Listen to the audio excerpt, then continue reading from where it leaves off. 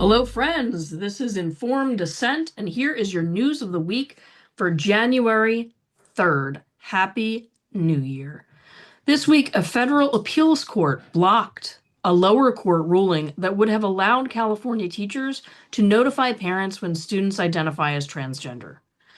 The stay keeps school secrecy policies in place while the case moves forward, underscoring how aggressively courts are being asked to intervene in disputes over parental rights and gender policy in schools.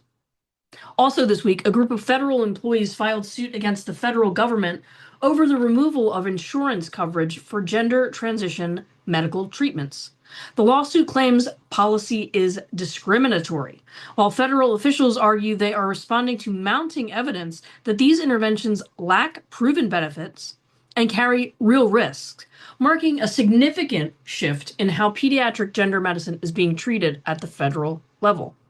In Washington state, two voter initiatives, one restoring sex-based categories in school sports and another advancing parental notification and authority, surpassed the number of signatures required to qualify for the November 2026 ballot.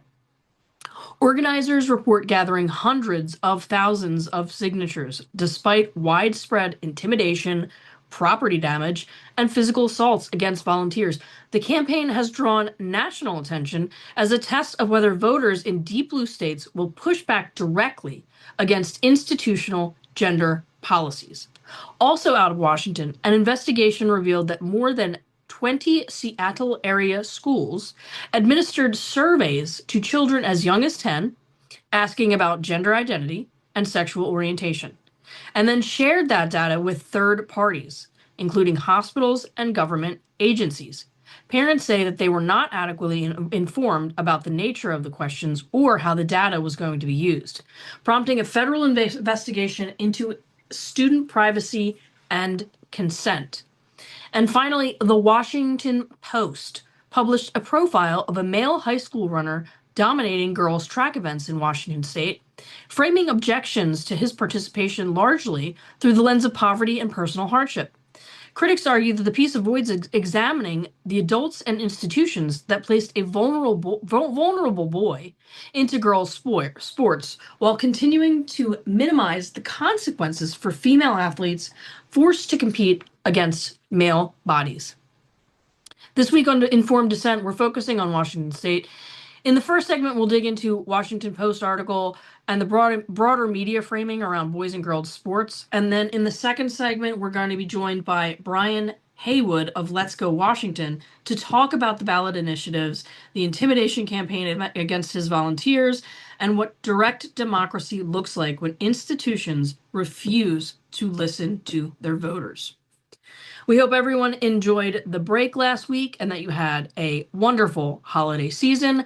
We are back for 2026. That is your news of the week, and on to the show.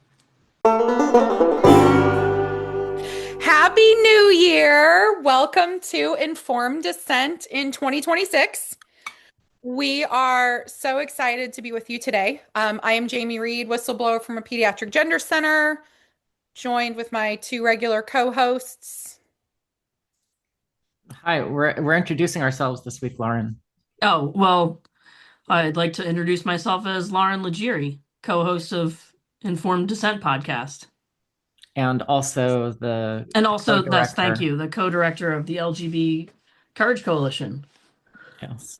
And I am Corey Cohn, according to the internet, a young man who was harmed by gender interventions.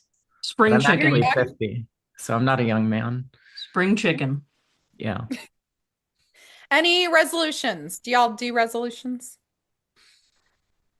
No, not typically.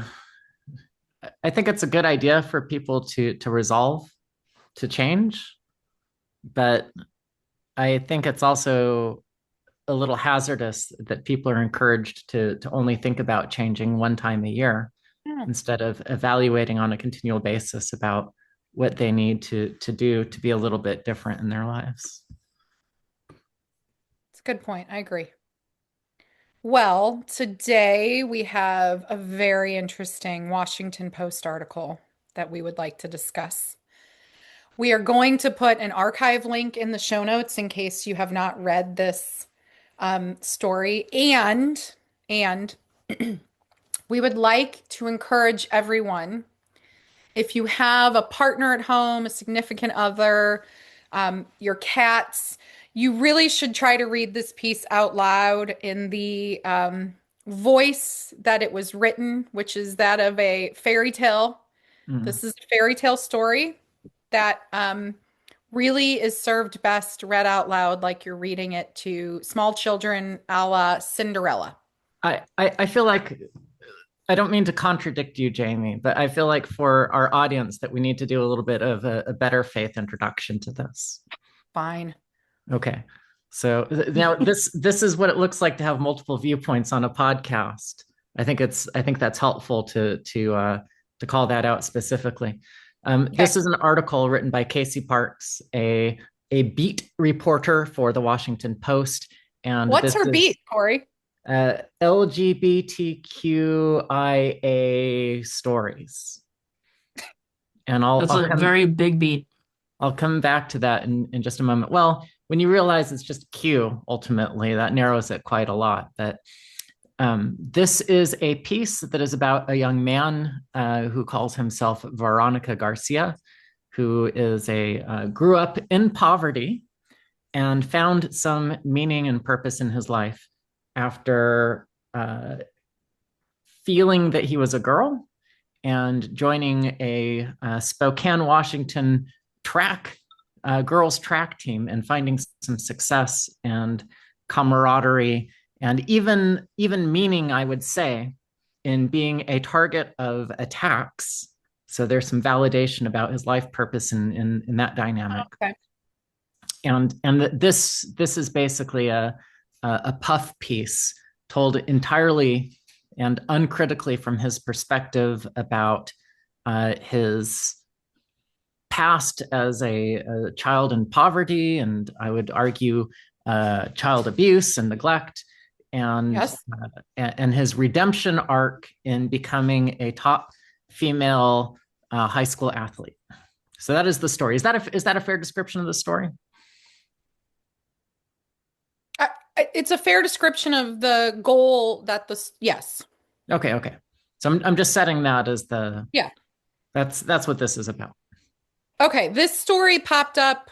I don't normally read the Washington Post, so I think the first place I saw it was Kara Dansky's tweet on it, and I immediately did what I usually do, which is nowadays I won't read the piece until I figure out who wrote it.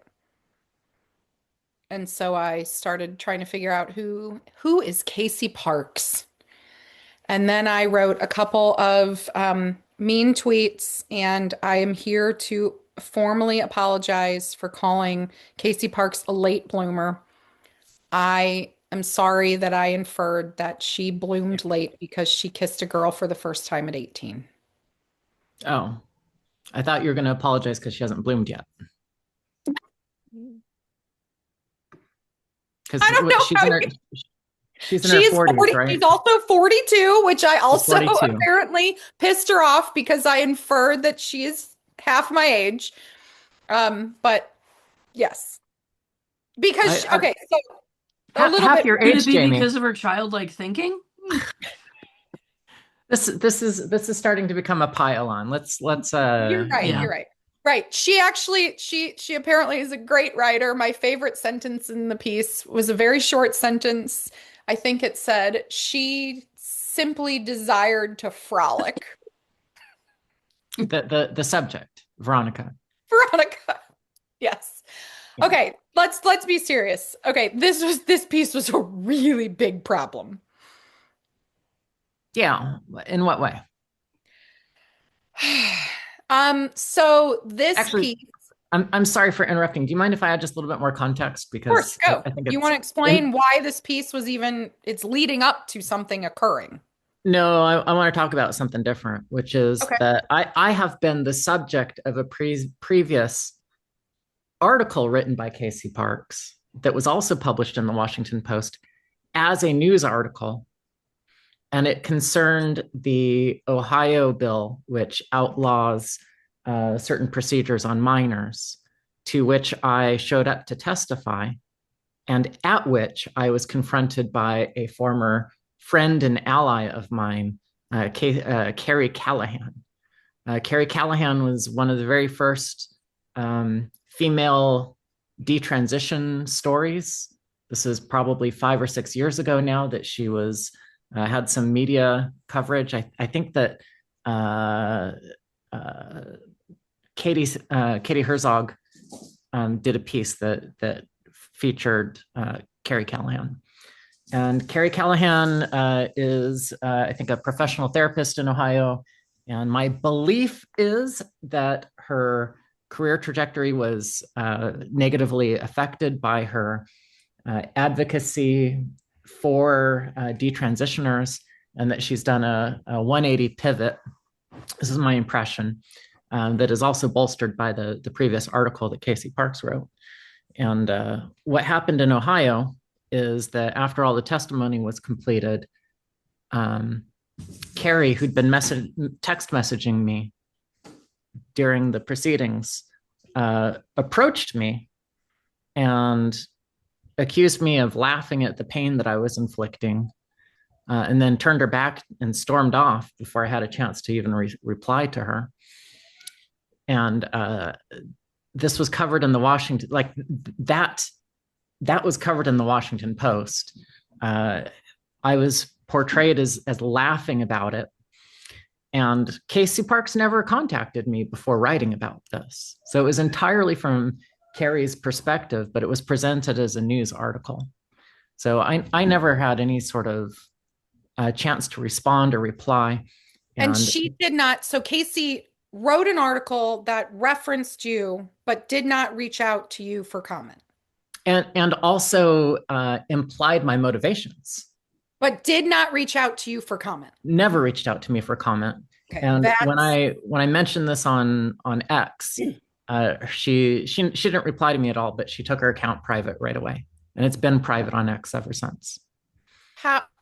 That's not journalistic practices. No, and I reached out to an editor who I know at Washington Post, and he said, you'd have to contact that editor directly. I can't help you with that. Okay. So I didn't follow up because I felt like, it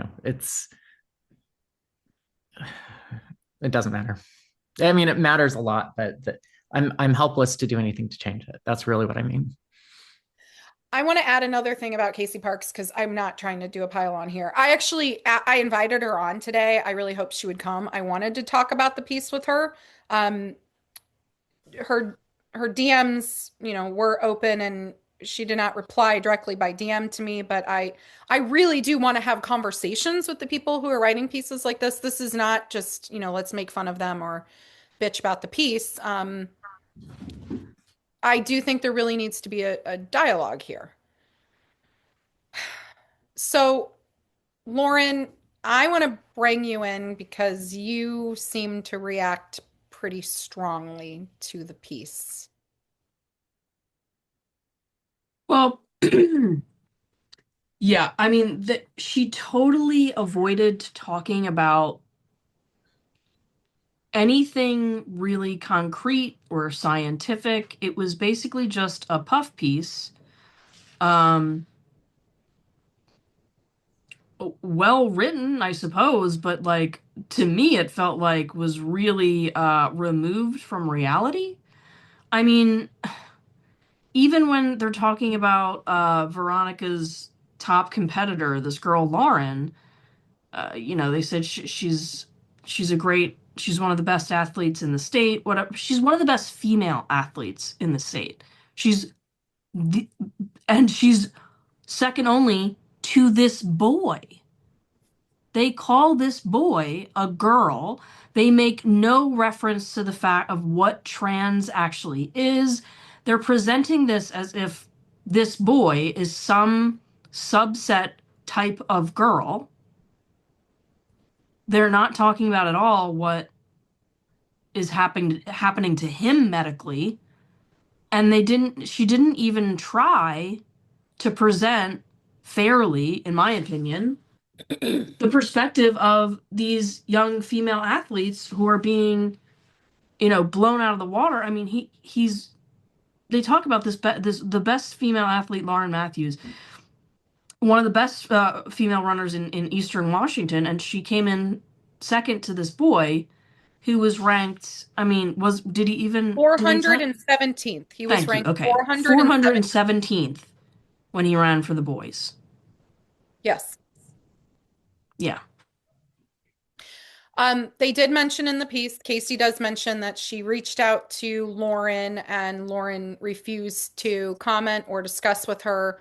That also to me shows a real significant problem in the way that these issues have been covered. If you will not get it's known to Lauren, that runner, that she would not get a fair shake, which is why she wasn't going to work or talk with Casey. I want to talk about Veronica's medical care and treatment. Yeah. Well, that's the other thing about this article. It's like the author goes on and on about how disadvantaged Veronica is, that she's underfed, that she's living in poverty. Um, she shares a bed with both her mother and her sister, and they live in a crammed studio apartment. She doesn't get enough to eat. He rather doesn't get enough to eat. This is how she's describing this person. And Yes, having to eat expired power bars for a right. meal. So, in any other setting, if a minor came into a medical setting with these problems, depressed, malnourished, clothes that don't fit, the first thing that these people would have done, should have done, was get this boy some social services, not put him on hormones that are going to chemically castrate him. Like, that's crazy. It's crazy that we're doing this to young people. This kid is clearly disadvantaged in so many ways, dealing with mental illness and depression. Yeah.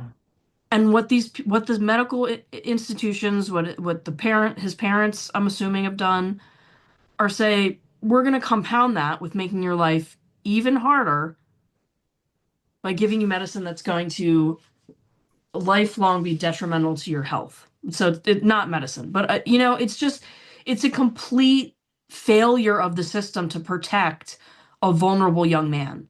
Okay, and he is a vulnerable young man. Can I pause for a minute and talk about what the actual response from the social work unit from the hospital setting should have been?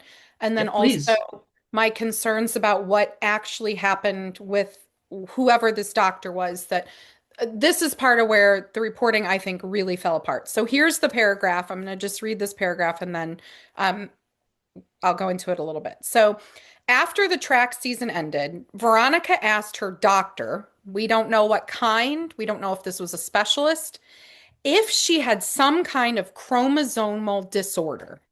She had gone through puberty, but her hips widened like a girl's. I've seen many photographs of this person. That's not accurate. That is a part of this young person's thought process, but that did not occur. That is not accurate. And her face was almost perfectly smooth, meaning she couldn't grow facial hair. She wasn't having any facial hair coming in. Her mind, sorry, this is so hard when you're reading it. Her mind felt like a girl's too, she confessed. The doctor asked Veronica if she thought she might be transgender, and something inside her sharpened. That was it. I had seen Corey froze. Hopefully he comes back on. This is where we actually needed a reporter to do their job. Who was the doctor? Why did the doctor plant this seed, say this to this kid? If you followed the terrible WPATH standards of care, like, this is not it. This is not how it's supposed to go. They go on to say Veronica let her hair grow. She tried out a few girls' names, but she did not make any immediate medical decisions. I'm sorry. I thought we had all agreed that these were the parents that were making the medical decisions. Yet the author here is saying putting the onus completely on a child. The child did not make any medical decisions. A few weeks later, she decided she wanted to run with the girls her junior year. So this is a sophomore in high school. Later in the piece, when this young man does go on to start what they refer to as a testosterone suppressant, my guess is it's going to be spironolactone, or bicalutamide. The paragraph says, in the early months of 2024, between the cross country and track season, quote, with her mother's blessing, Veronica asked her doctor if she could start medications to suppress her testosterone and boost her estrogen. That is not an informed consent process. Was mom not in the room? Did mom even go to these doctor's appointments? Mom gave her blessing to ask the doctor. We are told over and over again that these are adults making these medical decisions on behalf of their children, and yet we have an article published in the Washington Post, a national story, where the journalist does nothing, no due diligence to figure this out.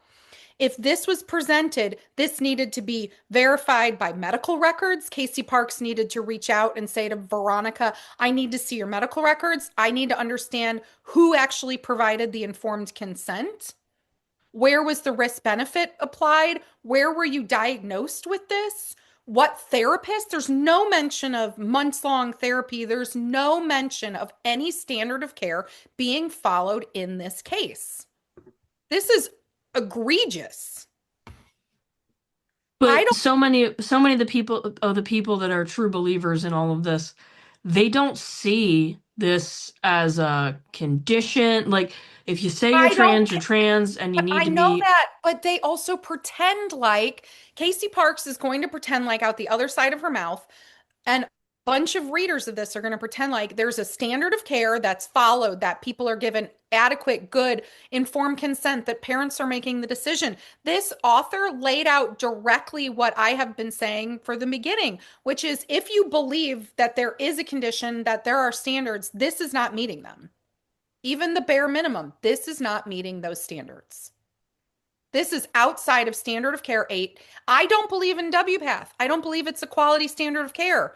But if they're saying that's what they are supposed to be upholding, this is not following WPATH standard of care. You don't suggest to a sophomore in high school, because they ask if they might have a chromosomal disorder, oh, I think you're trans. A doctor planting that? This is horrible care. And then this is again why I would like to know. I wanted to ask Casey these questions.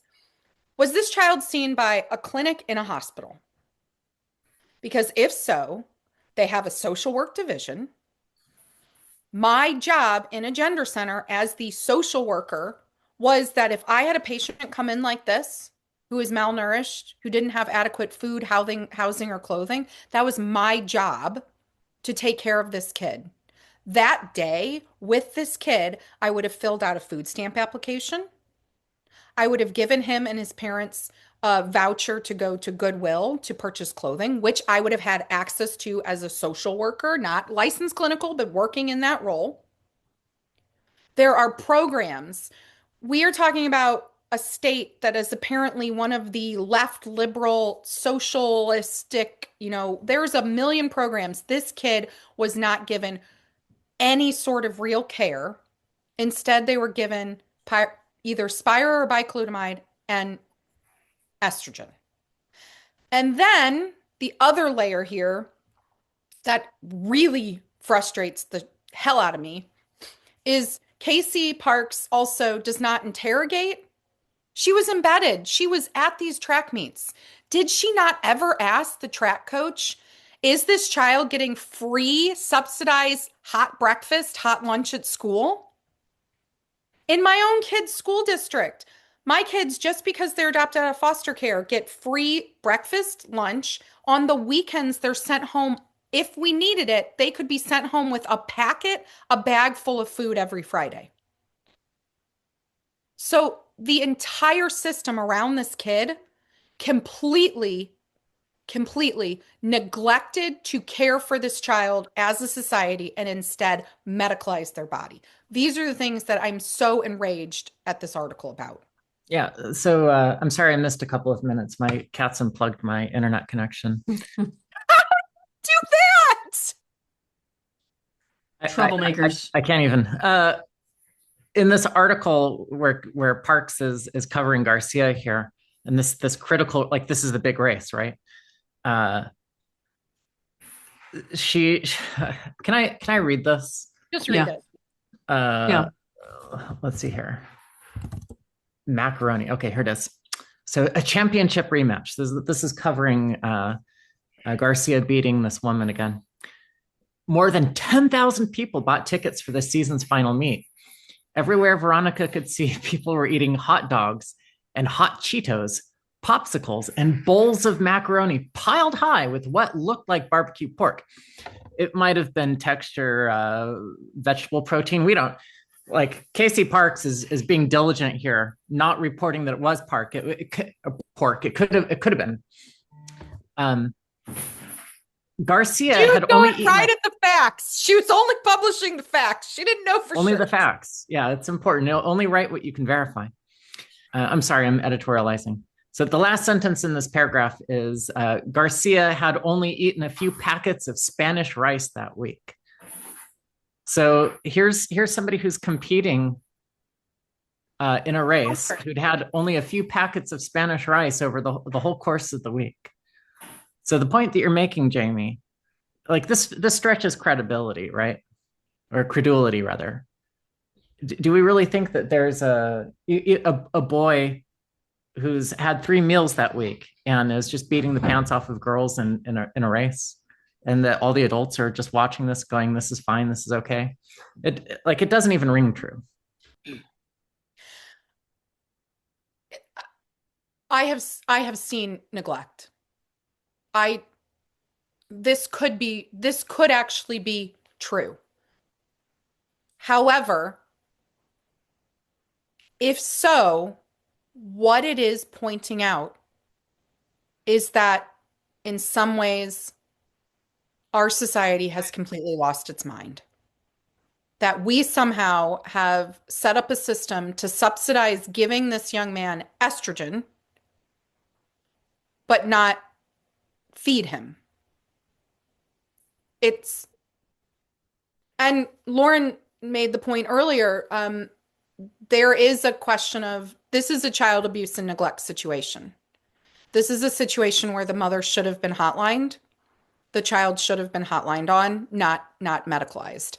And one of the things that came up in the gender clinic where I worked in, why a multidisciplinary team is supposed to exist, is because there were patients where I would tell the endocrinologist, you should not start this patient on whatever medical process you want to start them on, because the other elements of their life are not stable enough to have a transition be successful.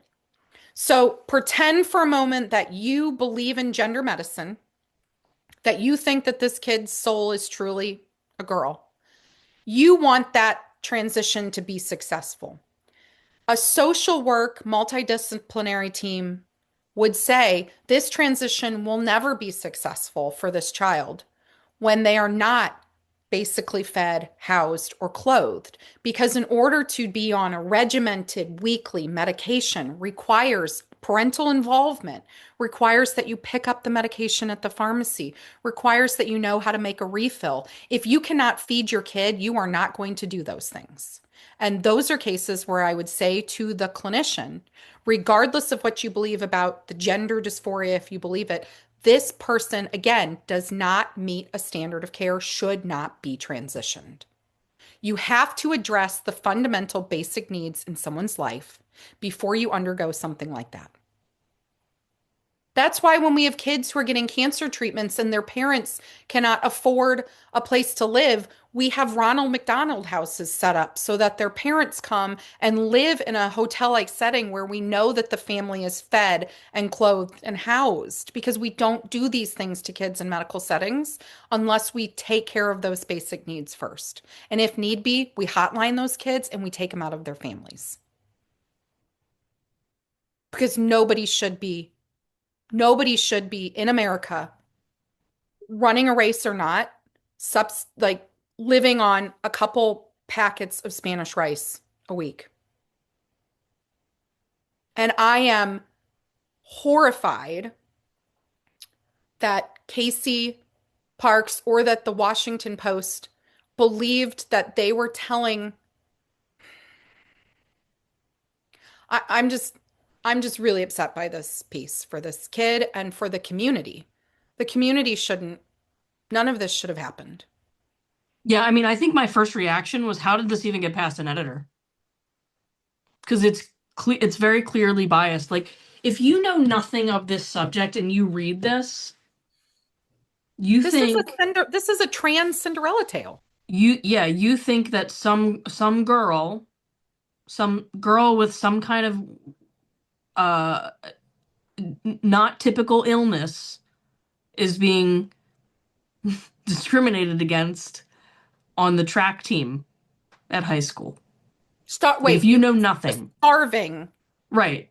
with Like the shoes that don't fit. if you know nothing about this, you're reading this and thinking, man, this girl Lauren's a meanie head, she's such a bitch. Like, that's the problem here, is that the Washington Post took no responsibility to actually give their readers the ability to make their own judgment on this situation, because they did not report on it fairly or accurately. I mean, this is a disgrace.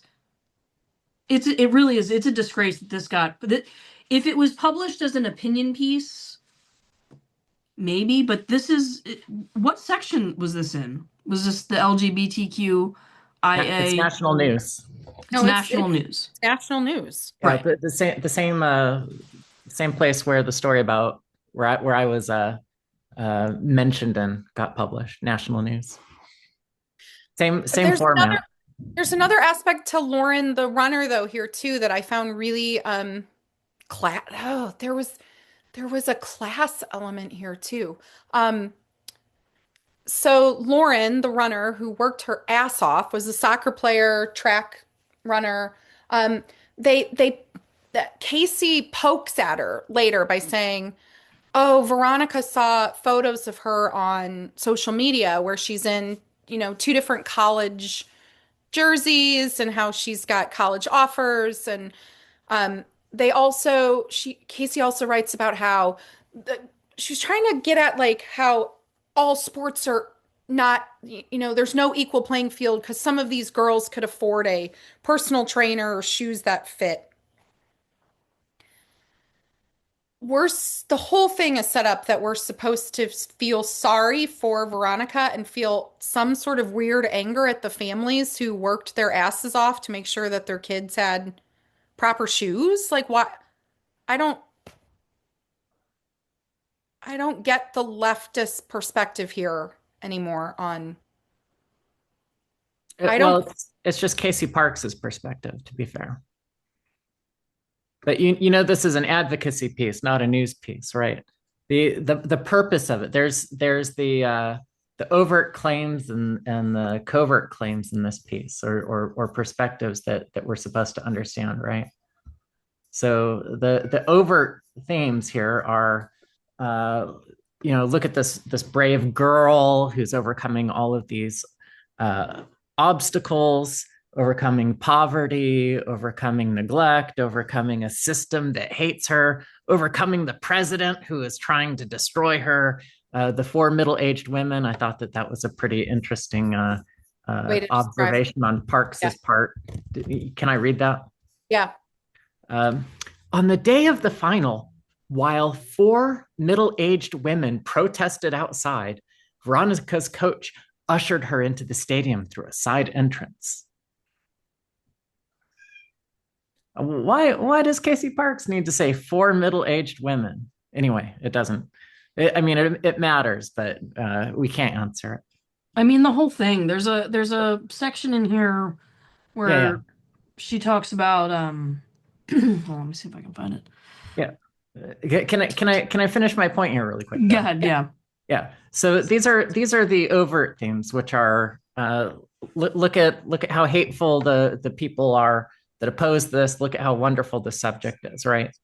But then there's a number of I would describe them as covert themes, right? And these are the themes that the writer Parks wants you to think about subconsciously. So one of them is that if you think that only boys should be, or if you think only girls should be competing in girl sports, then you are inflicting violence on these boys who want to compete in girl sports, right? It's conflating a viewpoint on the inclusion policy with hatred. That's one of these covert themes.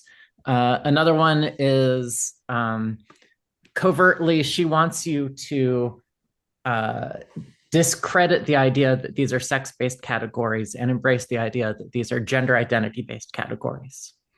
So continually, Parks is saying, yeah, he's a boy, but this all this stuff really makes him a girl, including the passage that Parks mentions about the doctor. I'm going to read this also. After the track season ended, Veronica asked her doctor if she had some kind of chromosomal disorder. Yep. I read this while you were gone. Yeah. Well, my cat's knocked out the. Oh, no, we don't. Keep going. Keep reading it because it really is important. Right. So she had gone through puberty, but her hips widened like a girl's. They didn't. And her face was almost perfectly smooth. Her mind felt like a girl's too, she confessed to the doctor, I suppose. This is supposed to be a 15-year-old boy at the time. This is the thing. Right. Yes. Yeah, I know plenty of 15-year-old boys with full beards and. No, there are some. Especially, some. You know, if her father is but Hispanic, there's plenty that are not. If his father's Hispanic, maybe he thinks he should be having some, little mustache growth because that's pretty common. What? It's pretty common. And, Go ahead. And he didn't have that yet. And then so the idea here is connecting this back to this covert theme. Well, the doctor, who was never interviewed, whose testimony we only understand from what Veronica's conveyances to Parks is, this is probably medical, right? So this covert theme here is to delegitimize any type of viewpoint that this is a choice that the subject of the piece is making. Oh, yes. Okay, yeah. And to undermine our own skepticism about how people arrive at a transgender identity. This is meant to cut off any sort of arguments about it. So this piece is purely an advocacy piece, and it's designed to turn off in our brains certain instincts that we have about the topic. And for the three of us, our brains are not going to be turned off by this. What we really should do is have a fourth member of this podcasting team whose brain is turned off so that we have multiple viewpoints on this. That's a little bit of subtweeting here, I guess. Yeah, you're subtweeting. What's that? Yeah, this is a subtweet, but that's a subtweet. Yeah. I mean, we invited Casey Parks on. Yeah, we did. We tried. We're not supposed to think about this issue in any way except for the way that Casey Parks and her editor want us to think about it. Lauren, I know you were going to read a quote. Can I just interject Corey for just Yeah. a second?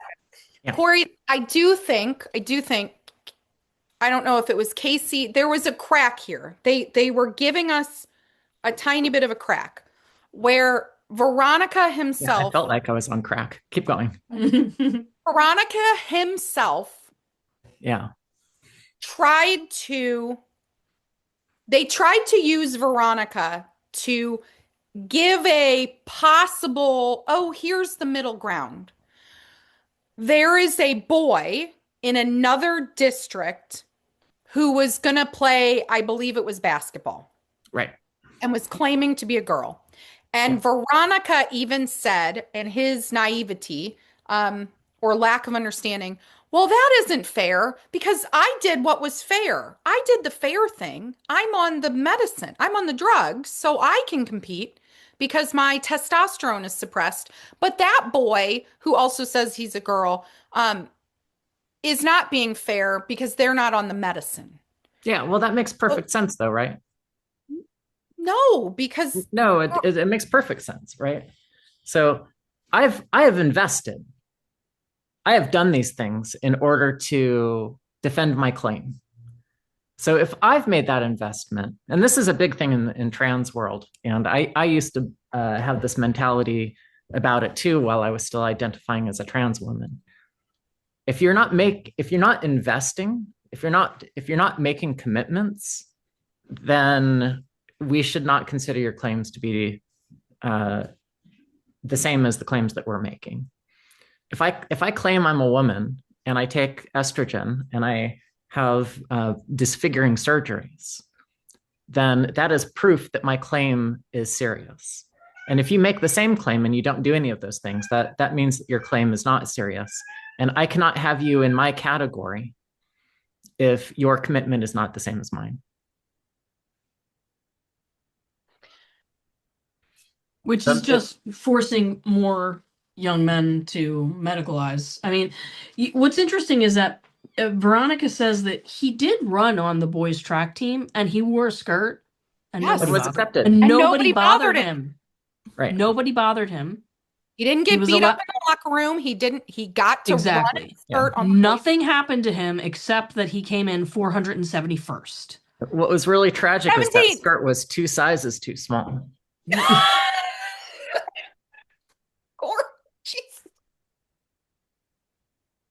But then there's another line in here. So yes, he's Okay. trying to like play that middle ground, like I'm doing everything I'm supposed to. So this I'm doing what's fair. I think that's what you said. Yeah, yeah. But there's another line in here where Veronica longed to ask Lauren what she thought a real girl was. Biology suggests it's far more complicated than chromosomes, Veronica knew. But she suspected she would never change anyone's mind about that.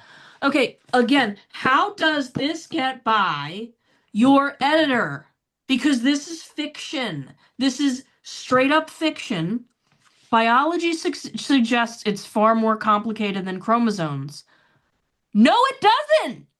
No, it doesn't. Biology itself is saying that we are a sexually dimorphic species. Jesus Christ. Like, how does this idiocy get past an editor Is it in and they quotes? don't feel Is any it- shame about like Lauren, the editor's complicit. This is exactly that's what I mean. Like this is Casey Parks' editor. In fact, I blame the editor more than I blame Casey Parks because the editor exactly that's what I mean. Yeah, I would Casey love to know who Parks, the editor is.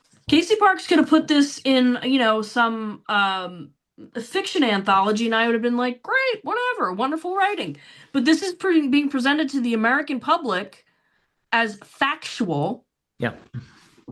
And relevant when it is the opposite. It's not factual and it's not actually relevant to the issue. There's no perspectives of these girls except to demonize them in their actions when the other team got up with the keeps women's sports female. Yeah. I would have liked to have heard more from the 4 middle-aged women. Me too. Me too. All right. Especially if they were middle-aged lesbians, because we all know it's going to be middle-aged lesbians that save us. Yeah. Oh Lord. Okay. I I'm not what else do we biased. have to cover on this piece? Because I feel like I think we've pulled all the guts out of it Okay. and So Yeah, thrown it them was into just the dish. it's a terrible piece, and I'm just getting like more and more frustrated because how can we have hope that the Washington Post is going to put out an article that is factual if this is the way they edit their pieces?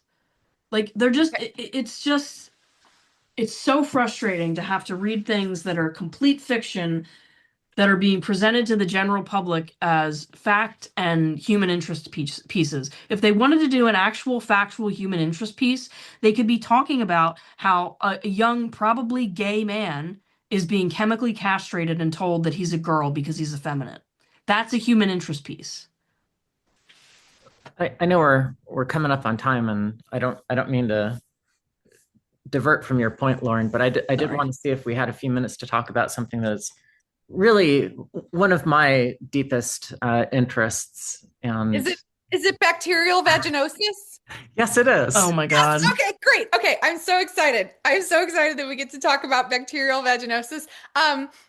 We have 10 minutes. Can I try to just do a quick overview?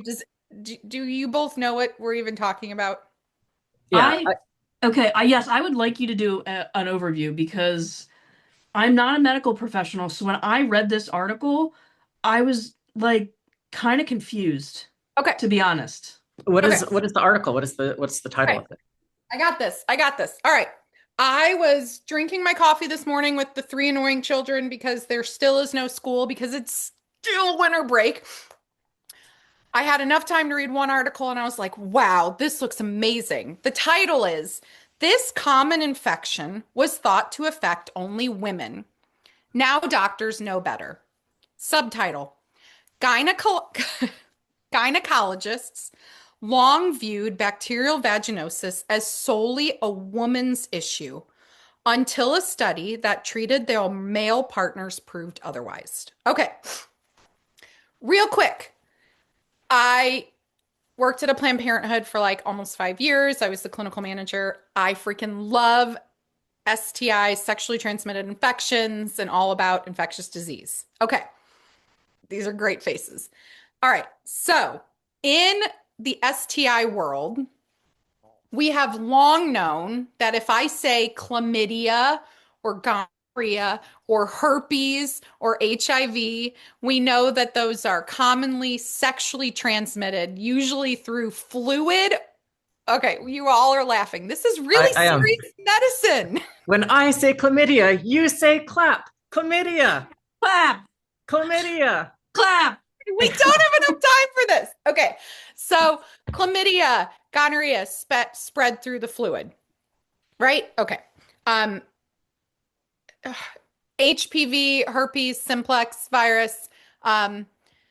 Anyway, I'm getting lost in this. Let me go back. So Yeah. BV is basically one of the most common vaginal infections worldwide. So if you have BV, you guys are going to hate this. So if you go into the gynecologist or Planned Parenthood and you have BV, we pretty much know that you have BV and can diagnose it just by walking in because it has its own particular smell. Oh my God. Okay. All right. Okay, so it causes vaginas to be itchy and irritable and burny and have a weird grayish fluid discharge.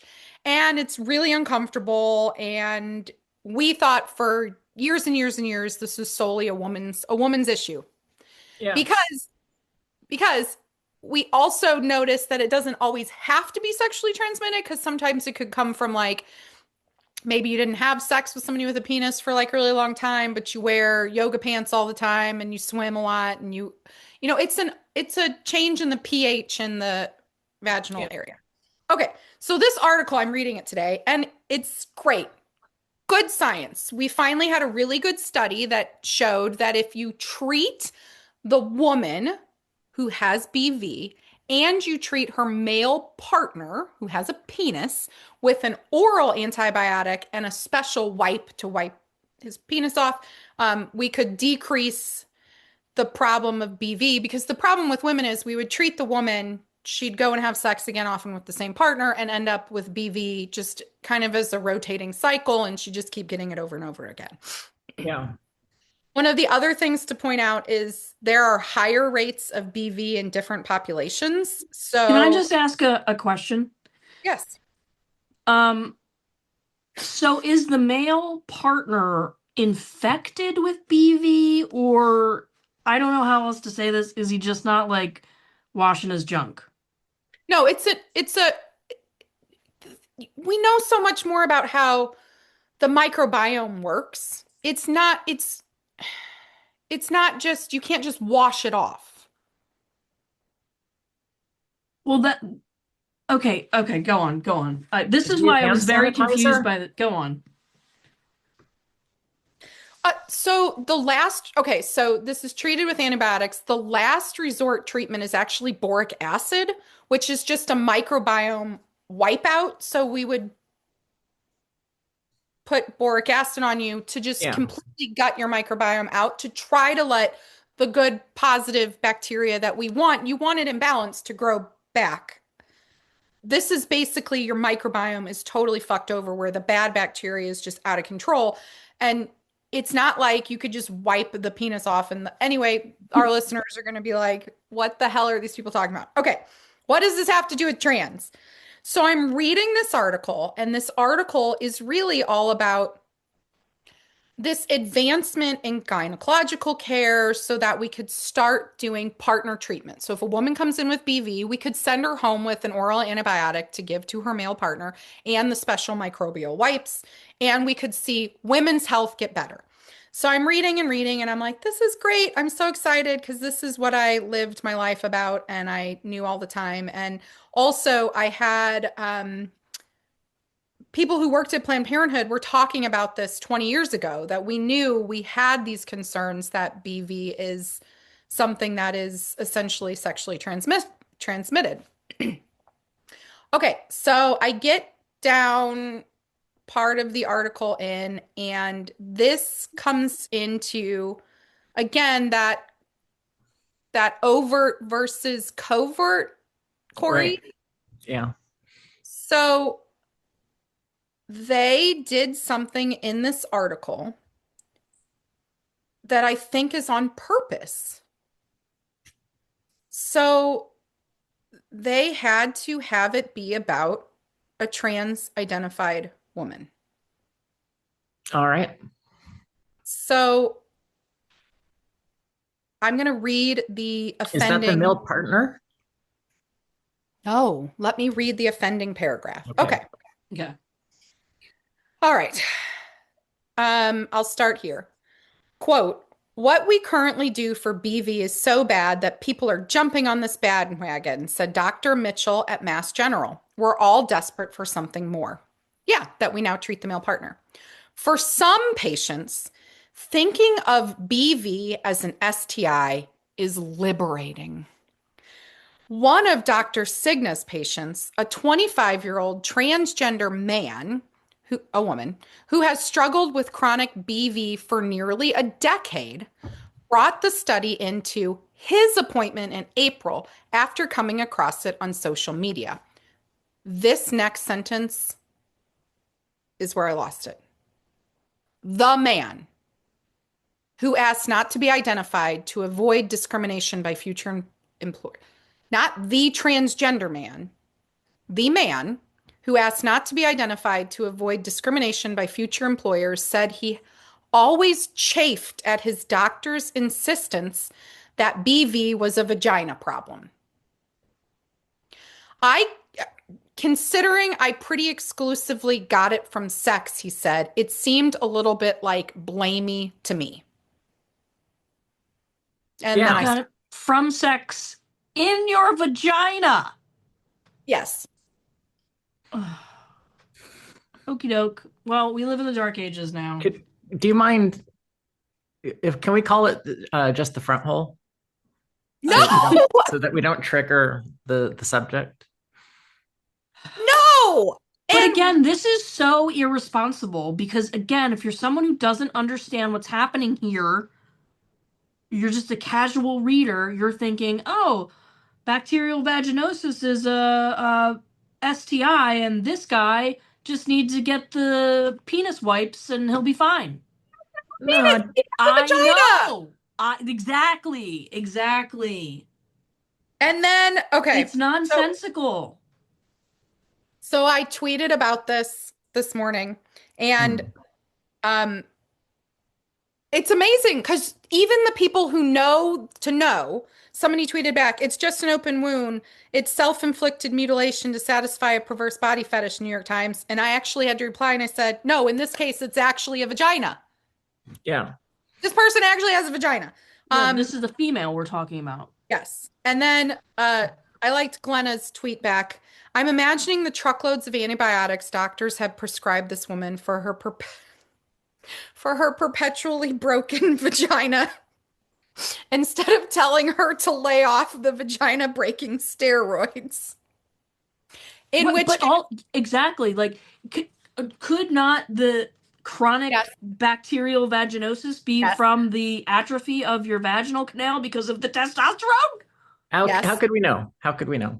But because we didn't bother to ask or care. And my reply was bingo. If they actually had any reason to talk about a trans-identified woman in this story, it should have been to say that because of their use of testosterone, they are at a higher risk for infections such as this and tissue damage. But no, nope, there's no way that they're ever going to talk about that in the New York Times. And with Or that, or the Washington Post. for the Washington Post. So there we are. This has been your episode of bacterial vaginosis, and yes. Yeah, we'll Yeah. be back next week to talk more about penis wipes and vaginas. Thanks, everybody. Bye. Smell you later.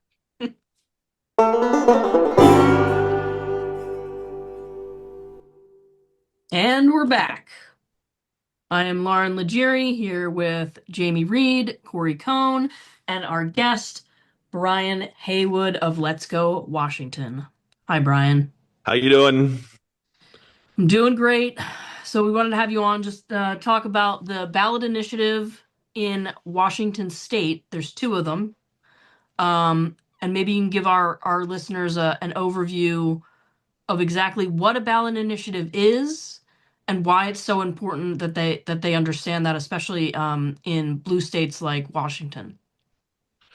Thank you. And that's a great place to start. In Washington State, in our Constitution, the folks that originally wrote it, I think they were sort of genius and had a lot of foresight because I believe they foresaw a time when a majority party would control the state so strongly that they wouldn't even care what their own partisan voters thought about.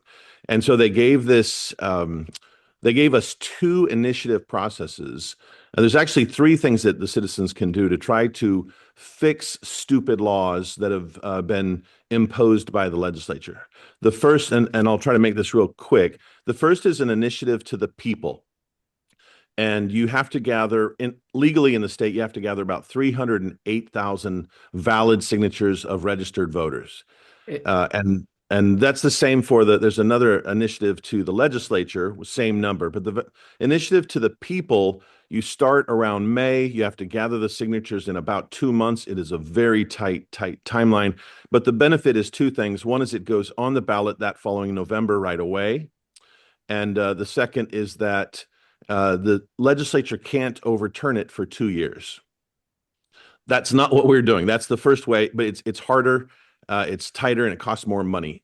The second way is the initiative to the legislature. And you again have to gather 308,000 valid signatures. And let me take a tangent there for a moment. In order to get 308,000 valid signatures, you probably need closer to 380, 390,000 signatures because you'll get duplicates, you'll get people that are not out of state, people will sign at two different stores. And then you'll always get Mickey Mouse and whoever that like pretends just is messing with you. So with an initiative to the legislature, which is what our two initiatives do, and we can talk about the content in a minute, I guess. You have from about May until the end of December to turn them in. In fact, today we're turning our initiative signatures in, and you have to get the same number of signatures.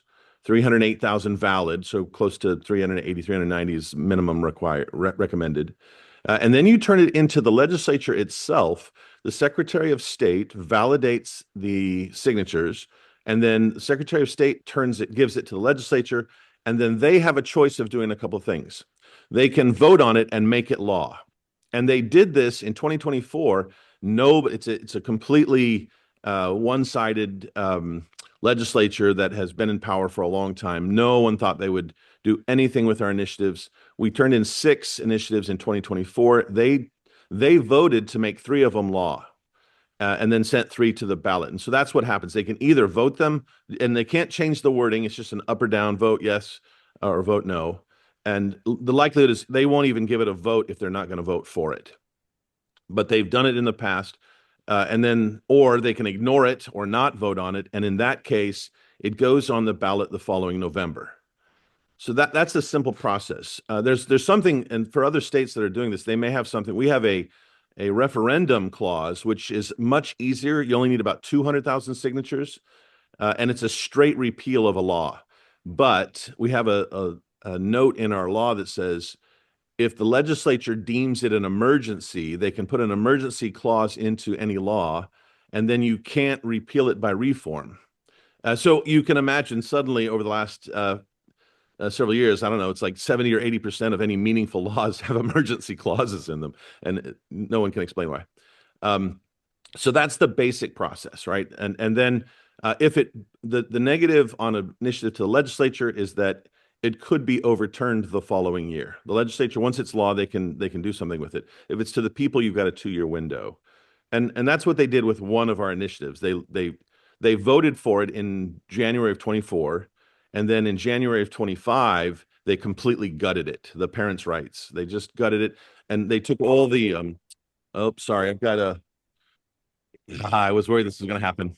I've got a UPS delivery guy that my dog thinks needs to be put into dog hell. Hang on one second. We're recording. Sorry.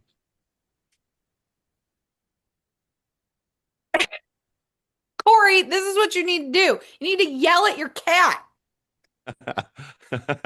Tell your cat to get off your face. All right. Sorry about Okay. that. No, you're fine. Can I ask a couple questions? Please ask away. Okay. And if you don't know the answer, maybe Lauren or Corey can look it up. Does every state in the United States have some mechanism like this that we know of? No, I don't believe so. I think it's in the 20s, the number 27, something like that, number of states that actually have the initiative process. Okay.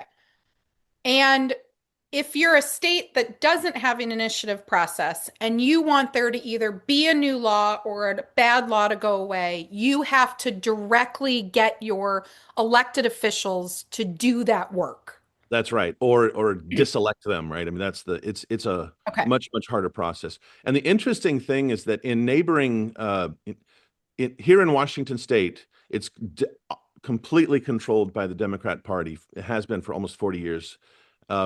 The legislatures, as you would be shocked to find out, hate the initiative process and have tried to make it harder to do. But in neighboring red state, Idaho, where the Republicans have been dominant for 40 years, they hate the initiative process, right? So this isn't, the initiative process tends to be whoever's in power hates it. And that, I think, is the very essence of the tool. If you're in a state where one party controls everything, this is a way for citizens to sort of break through the power. It doesn't change everything, and it needs to be limited. Like if you try to do too many things with it, it'll get messy. But this very simple targeted tool to push the legislature to stop or to fix broken stuff.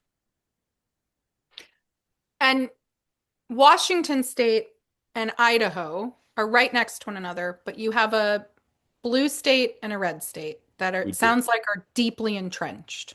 That's right. Okay. Yeah, you get, and it's, like there's sort of a little bit of a difference is that Idaho is a bright red state all over the place. Washington State is deep blue in Olympia and Seattle, and those voters can simply outvote the rest of the state, which is slightly purple as you get out of Seattle and then goes bright red on the other side of the mountains. So the people in in Eastern Washington, in the Spokane area and that area, uh, it sometimes they sort of feel like whatever they do doesn't matter and they feel disenfranchised. So the initiative is a process that allows them to participate in our democratic process, in our electoral process, where normally their vote almost doesn't matter. Okay. Lauren or Corey, any other questions on like the basic process? Real quick. I have a couple. Okay. So 308,000, I guess that's some proportion of the population of the state at the last census. That's right. It's based on the number of voters in the last gubernatorial election. It's a percentage of it. I can't remember what the percentage I is, see. but and so it changes. When we did it 2 years ago, it was 321,000. Then we had a really low turnout in the gubernatorial election, and now it's 309. And I if we see. keep getting the tax and persecute anybody that's stupid enough to start a business here policies, if those keep going, not that I have an opinion about anything, maybe it'll go lower because people keep moving to Idaho. Uh, these are wet signatures. They can't be digital signatures. Yes, correct. And in fact, that's actually a good point that you've dipped into.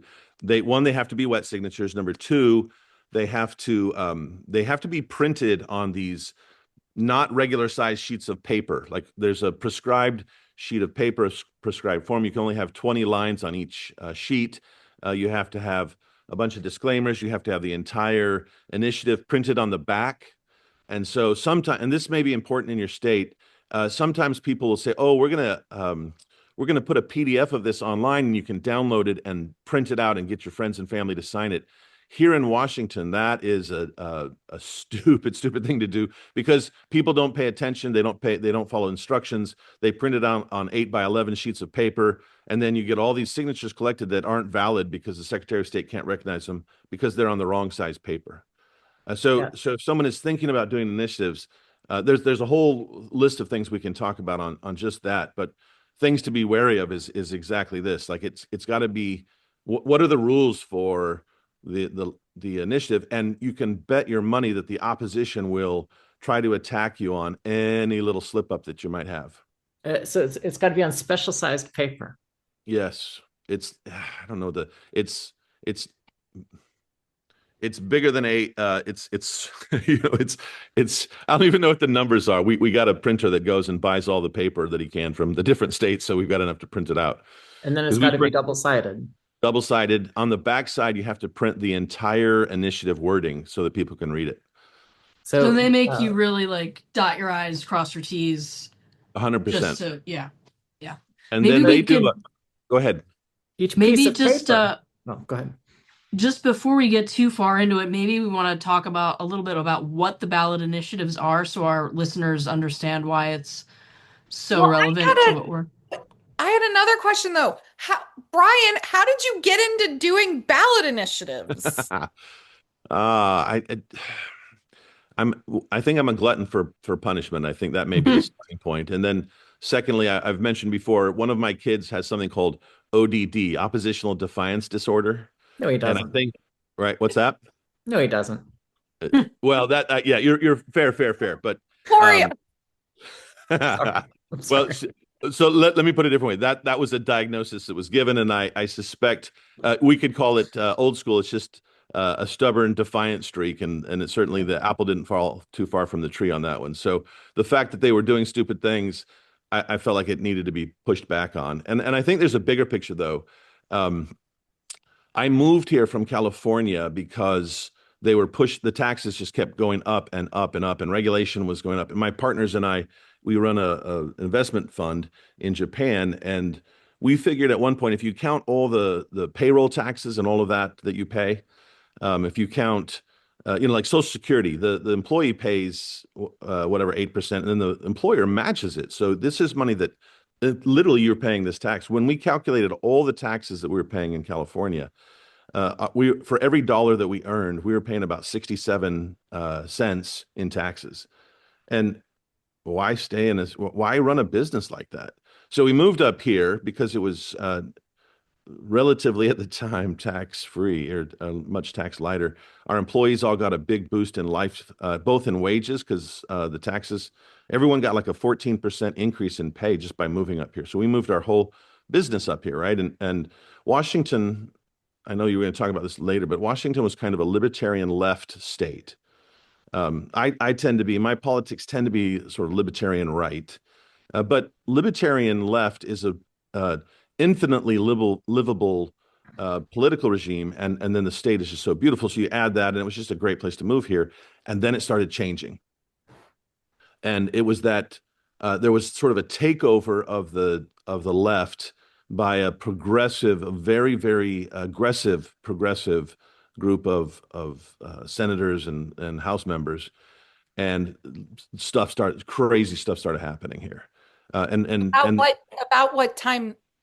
I think there's a couple of things that happened. I think there was the perfect 1-2 punch of George Floyd, right, and Black Lives Matter, coupled with COVID. Those things coupling up together did two things in our state. Number one is they allowed a very anti-police, pro-criminal. The net result was that of sort of, oh, we've got to get rid of the police, we've got to defund the police. We had in this state a law that said if this is what it came to, this was actual experiences. Criminals would drive up to a police car, flip off the police, peel out and take off, and the police were not allowed to pursue them because of laws by our legislature. That's stupid. That's crazy. And I did some tracking. Sorry, this is way off topic, but it's part of the initiative process. I did some tracking, and I found that up until the legislature passed this law to prevent police from pursuing criminals, there were about 500 to 600 deaths, highway deaths every year in Washington state. That's a lot, but it was steady, like every year. As soon as this law passed, the immediately next year went well into the 600s, and the second year it went up into the 700s. There was an immediate increase of 100 to 200 people extra that died on the roads because of this law. And we had a family, Amber Goldade, who had lost her daughter because a criminal had sped off from the police. The police couldn't pursue. It did it twice. He came into their neighborhood, and the police were not pursuing him, and he ran over her daughter. And so she was like, "There's no justice. I don't have any way to fight this." Nobody, and she was just. They were devastated. I talked to the parents. As you can imagine, losing your daughter to someone who the police could have picked up. They had him there, and the police couldn't stop him. And he comes in and drives and hits your daughter and kills her. And so we spoke with her, and we got an initiative to force the state to let that off and let local jurisdictions decide whether to pursue or not. And they came with us down to the Secretary of State's office, to the Capitol, because they had tried a bunch of ways to they had petitioned all the legislatures. No one would listen to them. We got the initiative qualified. And in January of 24, we took it to the legislature, and the legislature felt the pressure. They knew they had to. This was too popular with the population. So the legislature passed that law into law, right? This is a long way for your question. How did I get involved in it? It's been this series of things that have happened, right? Just stupid stuff going on here, and who's going to stand up for people? And Amber's family, just devastated by stupid policies that happen in the state.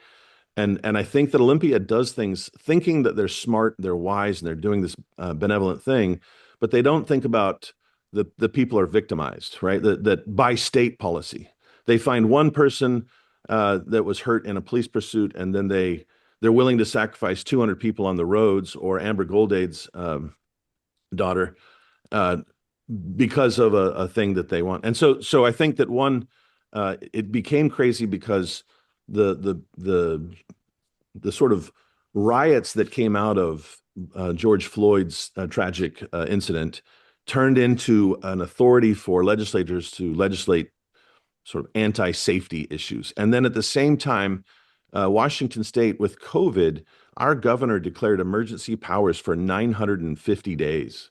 950 days, like they basically cut the legislature out.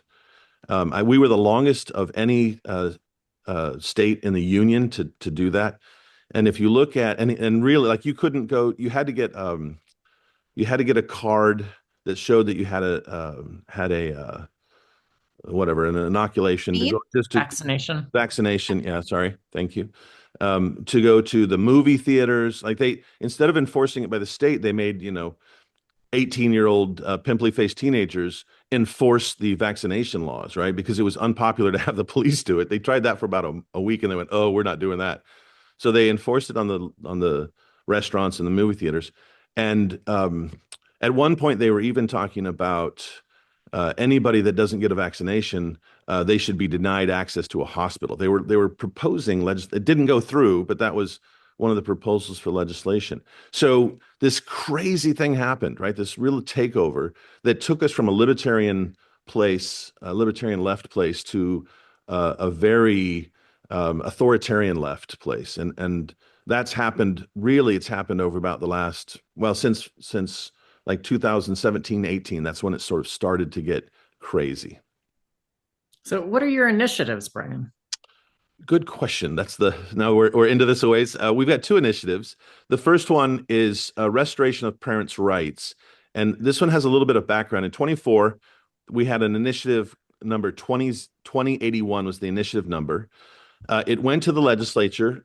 Nobody in the whole state, including me, nobody thought that the legislature would pass this. And it basically, it's a simple Bill of Rights for parents of school children that says, among other things, schools can't keep secrets from parents. If something's going on with your kid, and this right away goes into, people automatically move it to the trans issue, but that's one small piece of what goes on at a school that parents need to know about. So we got this. There were things happening, secrets being kept from parents, not just and abortion and trans rights are the two issues that tend to be the hot topics on this. But there's a ton of things that were going on. There's surveys in Washington State, and really they're not surveys; they're really assessments pretending to be a survey. And they've been snuck into the system in Washington, starting in Seattle, but also in King County. And now I've seen some information that says it's moving to Snohomish and some of the other outer counties. And it's like a 50 to 100 question survey. And these surveys are being given to the students As young as 5th grade, 6th grade, right? There's something called Check Yourself. Yes. And I'm going to segue for just a second here. You bet. So in medical, clinical research, in social research and psychology research, I could be a psychologist at a local university, and I could devise a research questionnaire like Brian's referencing, and I want to give it to students in schools. There's a special carve out in IRBs, so oversight review boards, Yes. that basically says if I want to do a questionnaire like that at a school, I can do so without using the other channels. So if I wanted to give that as a psychologist to all of the kids that come to my hospital to see me as a patient, I have to get parental consent before I'm able to give that to the kid. Because it's given in schools, there's a weird carve out with IRBs where you can get around the consenting requirements. And what's really frustrating for me about that carve out and that thing is that in medicine, I recognize that if I give you a survey, if I give a whole bunch of 12-year-olds a survey that says, do you feel suicidal? Or have you had unprotected sex? Or do you smoke? And I give that in a medical setting, I intuitively recognize that there can be harms that are done by giving that survey to children without following up. So if I give you a survey and ask you, do you feel suicidal? You say yes. In medicine, then I have to follow up and do something about it because I just identified something that could harm a kid. Also in medicine, if I give you a survey like that, I also have to recognize I could make you feel uncomfortable, scared, worried, not understand, can I say yes here? Can I say no? Can I opt out of doing this? Like there's all of these things built in to protect kids, specifically if it's being done in a medical setting. But we have this really weird carve out in IRBs where we can ask those exact same questions to school, to children in a school setting without any of the protections we give kids in a medical setting. And that's the kind of surveys that are still being given to kids in schools. Absolutely. Can you tell us a have- little bit about what was actually on the survey? Like what kind of questions they were asking these kids? You bet. There's two things that it does. It asks very explicit questions and it also asks open-ended questions. And there's a whistleblower here that chased it down and did an Information Act request and got actual data. So I've seen Excel spreadsheets with the answers from some of these questions. But they would start out, it's just, how's everything? And they'll ask about your home life, right? And like, depending on the age, I just yesterday sort of went through it again. There's like these little smiley faces, or, like we do, like it was a list of things. I can actually pull it up on my, like the questions that they asked were, hang on, I've actually got some here. Where was at home, I sometimes or always experience, and then it has a list of things. Eating dinner as a family, spending time together, alcohol, drug use causes problems at home, not knowing where we'll sleep, watching a movie together, taking care of family, staying home alone for a long time, insulting others causes problems at home, right? And it's things that you could make an argument. Well, it'd be helpful as a teacher to know this is going on because I can help my students better. But this stuff goes into a database. And I think there's two really terrible things that happen, and then they'll have like open. So that's one. The other is they'll do things like who's your crush, right? And that's clearly aimed at. Let's see. Where did I get? Okay. There's I identify, and it's got male, female, non-binary, transgender, questioning my gender identity. Something else fits better. Prefer not to answer. This is for fifth grade. And so they're people. And I don't think it belongs in school. Like I don't have any problem with doctors and whatever, with parents' permission doing this. But this is it has this, and then it'll go into who do you have a crush when you're on? talking about consent, though, did the parents get sent that survey out 2 weeks in advance and say, would you like your child to participate in this research? Because That's what it is. Yes. Research. And it's on what do you or call do it? you want to, and to me it has to be opt-in, not opt out. It's opt out here. Yeah, it's here. It's opt out. So parents don't know about it. Right. They don't know. Like, right. It's a negative consent. So if the parents, they send out something among the millions of things you get from your school. Oh, and by the way, and it's on the computer of the kids, so they sign in and they can change the research at any time. They can add questions at the back and go, oh, we've updated this. Would you fill these out? Right. And it's a couple of questions that they're having add. They're full on performing a research experiment on kids in school. Yes. And it's not peer reviewed. But there's two things that to me are really, really even more terrible about this. One is it has PII, right? Personally identifiable information. And that information, so let's assume that most school teachers are good people doing good things, but there are, in this state, we've had, I'm going to start with that assumption, but there are bad ones, and there are ones that are predators. And the reason that they went into it is because they're sort of predators. And we have them in Washington State. We've had millions and millions of dollars paid out to families whose children were abused by teachers. So you can't say it's a zero thing that happens. These teachers now have access to this information. They can look at it and go, oh, look, hey, here's Johnny, whose stepdad is not real close, and mom's. And I saw one of the things, Lauren, to the question. And I can groom this kid, and I can. Yes, exactly. Exactly. I saw but one.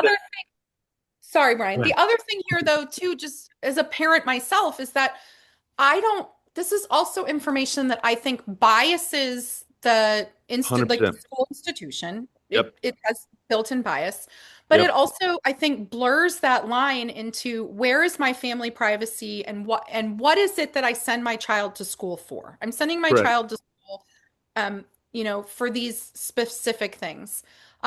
I've also seen questionnaires and been questioned by a school before. I had a phone call not that long ago where I was asked to identify whether or not there are guns in my home by the school district. I refused to answer the question. Yeah. Why does the school district need to collect data on that. Like those are It things goes that into are, an assessment. Yeah, it'll get a little check mark by your kid. Oh, right. yep, yep. And it's intrusive, and it, to me, it doesn't, you're not showing me the benefit or what you're doing with that Right. information that somehow benefits our society or the kids.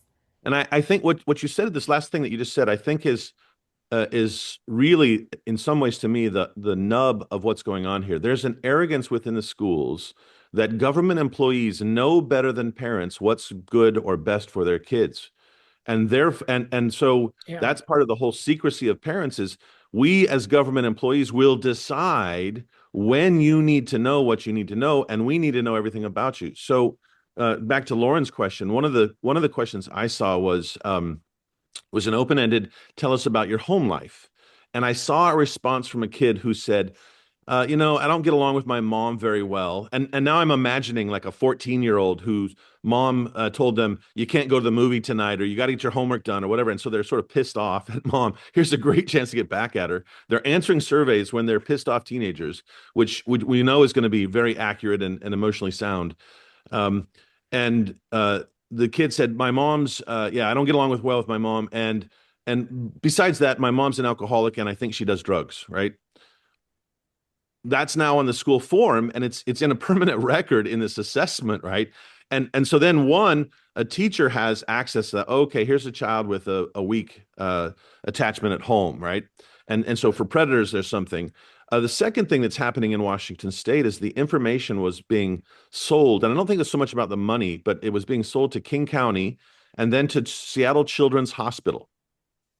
And as you're aware, Seattle Children's Hospital has been right at the forefront of all the gender surgeries, and like the bulk of them have been done at Seattle Hospital, as well as the hormone treatments.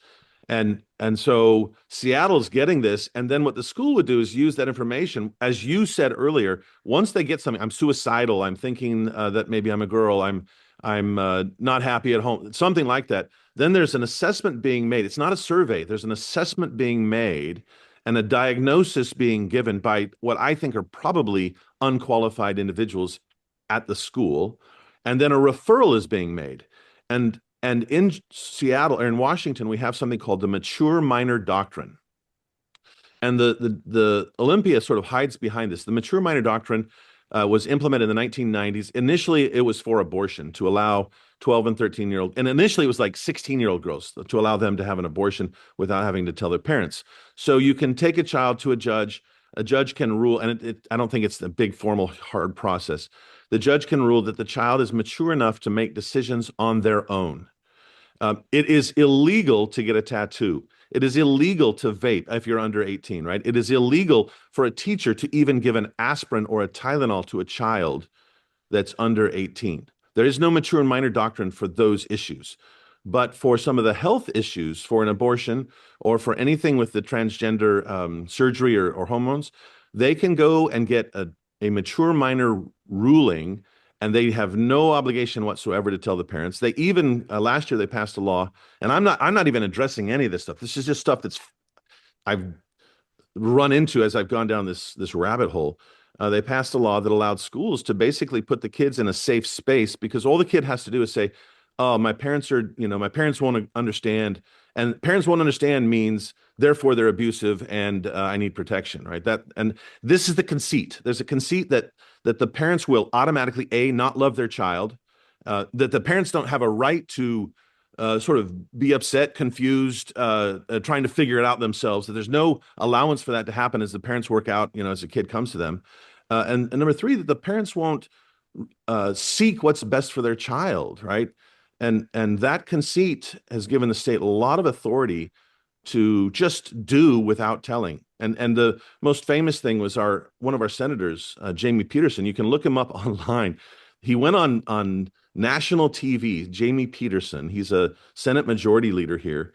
Online, he went on and said, hey, look, in Washington State, if a child is old enough to get pregnant, we do not have to tell the parents. The parents have no right whatsoever in any decisions that go on with that. And he expanded it, says any healthcare decisions, if they're old enough to get pregnant, they're old enough to make their own decisions, and parents do not have a right to be informed, nor do they have a right to have a say in the outcome. That's crazy. And that's what our initiative. I went as lightly as I could, because, right? I said they have a right to know. I really think they should be involved. If you're under 18, your parents need to be involved. And we had a carve out. Of course, there are real abuse cases, so we included a carve out. If there is abuse, the schools don't have that obligation, right? This isn't. I don't want to put kids in danger by any means, but I think the schools are putting them in danger by having a law and a doctrine of mature minor that says parents not only don't have they in some cases you'd get problems for even telling the parents. And what our initiative does is well, now let's back up just a second. So we passed this law. The legislature, overwhelmingly bipartisan majority, passed this law this initiative that we sent to them in 2024. And then in 25, they really, just with a wink and a nod to their constituents, gutted all the parental notification parts. And so our initiative basically says, all the stupid things that you did in 2025, that law goes out and it returns to our original 2024 law. So that's the parental rights Parental initiative. rights. Yep. You And also the have a sports initiative. The second one is girl sports, protecting girl sports. And this one seems pretty straightforward to me, but it engenders the most, no pun intended, the most opposition and hate and violence of anything I've seen since we've been doing this. We should come back to that violence in a minute and that hate, but tell us about what the initiative is first. So it quite simply, right now in Washington State, it is required by law already before the initiative that every student athlete has to get a physical from their physician before they can play sports. And that physical says this is what your sex is, right? Not what your gender is or not what you claim your gender is, but what your sex is. And it can be, if it's your pediatrician that you've had since you were 8, they know. And so there's nothing that needs to be done. They just sign the form. All our initiative does is says that form that you already have to do, you present it to the school in order for you to be eligible to play sports, and only girls can play in girls sports. And that's the focus of the initiative. And so it's actually really minimal in what it changes in the law. It just basically says the physical that you're already required to get, that already states your sex, has to be presented in order for you to play in girl sports. Go ahead. Did you create this initiative because you were seeing in Washington State that there were boys who were identifying as girls playing and taking away awards or positions or in the girls category? Yeah, there was in Spokane. In fact, the Washington Post just did this big feature, tearjerker article on Garcia, Brian, right? that's our first segment today. We just recorded a long conversation about that piece. I'd love to hear. Yeah. Yeah, what's your perspective? Well, the funny You read thing. What's that? You read the piece. Yeah, it's real sympathetic to this, but it ignores all the girls that are impacted by it, right? And that's, to me, this goes back actually a little bit further. When this first came up and they started talking about, there were two issues, right? Allowing transgender women into women's bathrooms, and then the other was the sports. And I went to an Ivy League college, and on my Facebook page, where I'm the sole voice of anything that's not super left wing, I said, look, this is a question for the feminists on here. If biological men are allowed to play in women's sports, what will happen to women's sports?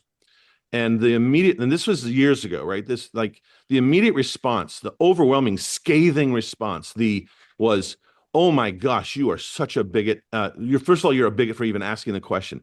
And the second was, it will never happen. There will never be boys that will claim to be a girl to play on a girls' team, right? And that was maybe 10 or 15 years ago, right? That this was when it was first beginning to be an issue at all, and it wasn't a national. It was just starting to sort of happen. And what I've watched in Washington State was this progression of it'll never happen to, well, okay, maybe it happened, maybe there's just one, right?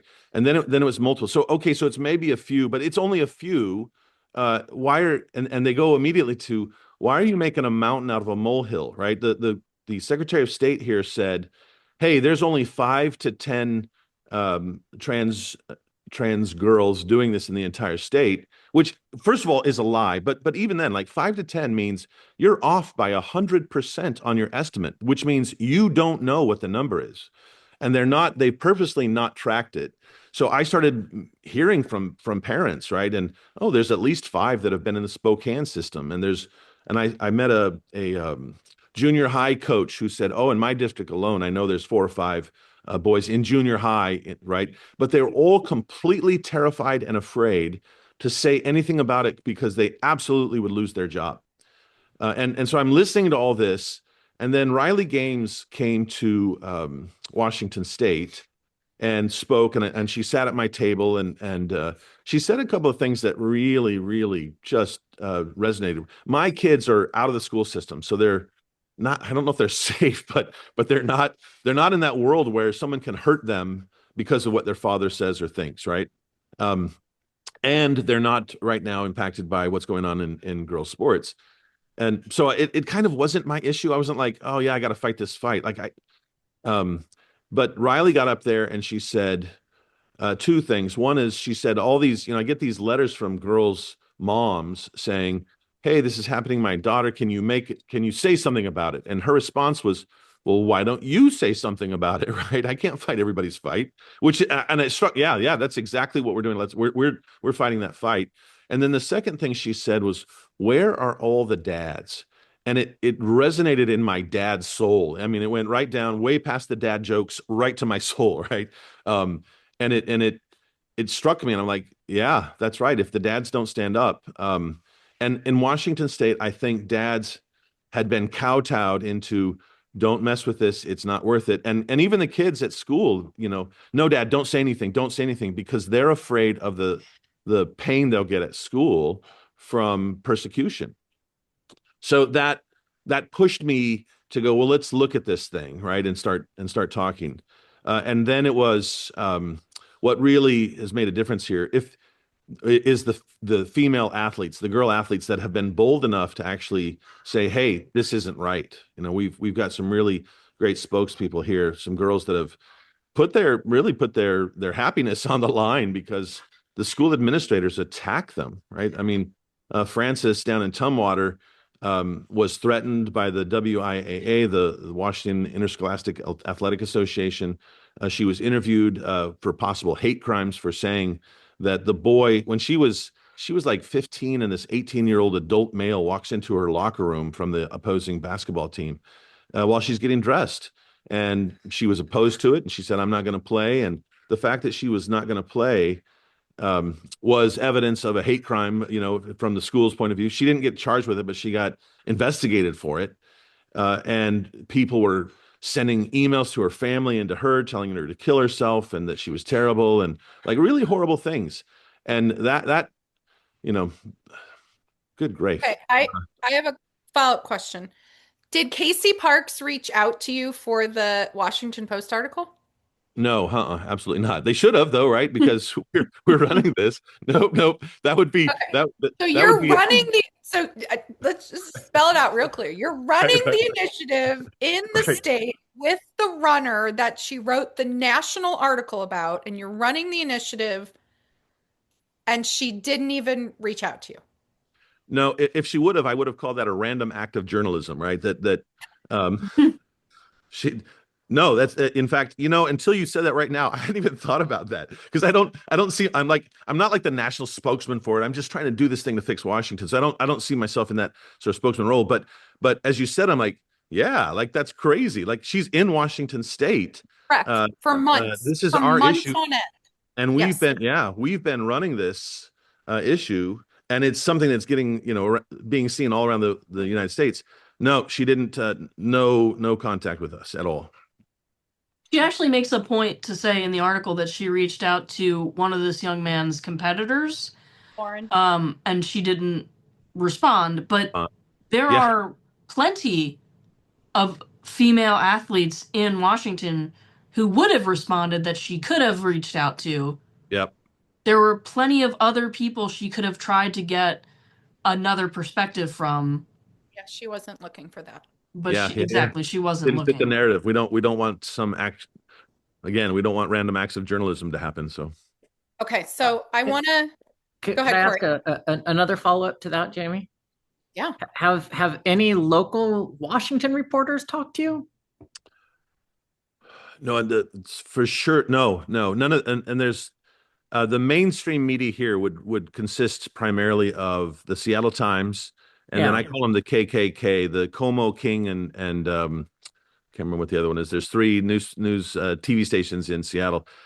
They haven't at all. And what I think the only time they've covered anything is when we've had um, when there was a hit and run from somebody that tried to steal some initiatives, came up, stole the initiatives, ran back to their car, sped off, hit a shopper on their way out. So we got news coverage on that. But their coverage is on that piece of it, and only there if it's like if it bleeds, it leads kind of thing. But there's been no look at this at all, and I know that's the OSPI, which is the superintendent of schools here, Chris Reichdahl, has basically come out. He's like, well, look, this whole gender thing is it's a complicated scale of things. We're starting with girls on one end and boys on the other, and so our schools are going to reflect that. That's kind of been his stance, and anything that goes against that gets wrath, right? Gets political wrath. So no, the answer is no. And I'm trying to even think, who actually has been good is KUOW. They're the local. They're right smack in the heart of Seattle. They're the former NPR affiliate here. Yeah, and there's a woman there named Libby Dankman who I know she's left leaning, but she's fair and she'll ask good questions. But and there was an interview that she did with about an hour-long interview she did on the air. And during the interview, as we were talking about this, I kept using the word biological boys. And she said, oh, look, I got to do a caveat here. I've got listeners who are going to scream and yell at us for platforming you, right? For even saying those words, biological boy. And it was clear that like she gets hate for doing this. They've actually been surprisingly the best coverage of it.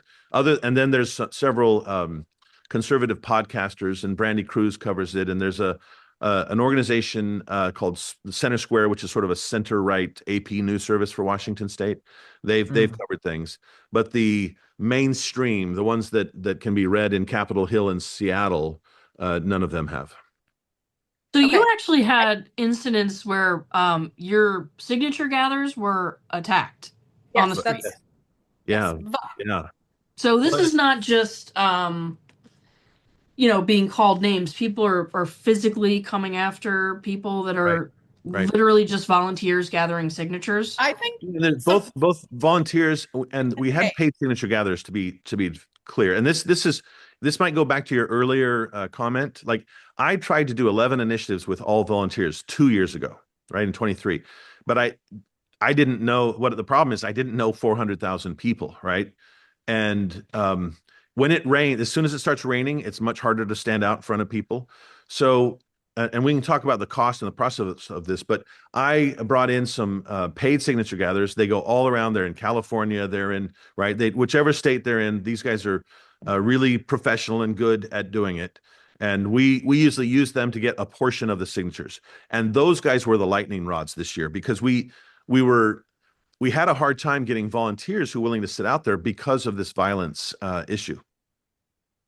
So you essentially had to hire professionals who understand the situation Yep. and knew how to collect signatures and be Yes. safe because Right. that's You just get it's right. kind of crazy that we're in a position where just people gathering signatures for an initiative in a Democrat, in a democratic in What makes it worse, Lauren, in a way, is that the WEA, which is the teachers union, and the ACLU, right, two big champions of civil rights, they Historically. funded a group called the Washington Families for Freedom, and I may or may not have changed their logo to be Washington Families for Fascism, but these guys gather people, and they did it right away. They put, hey, if you see any signature gatherers, call this number, right? And describe what they look like and where they're at and what time of day it was. And they did this to us 2 years ago on some of our other initiatives,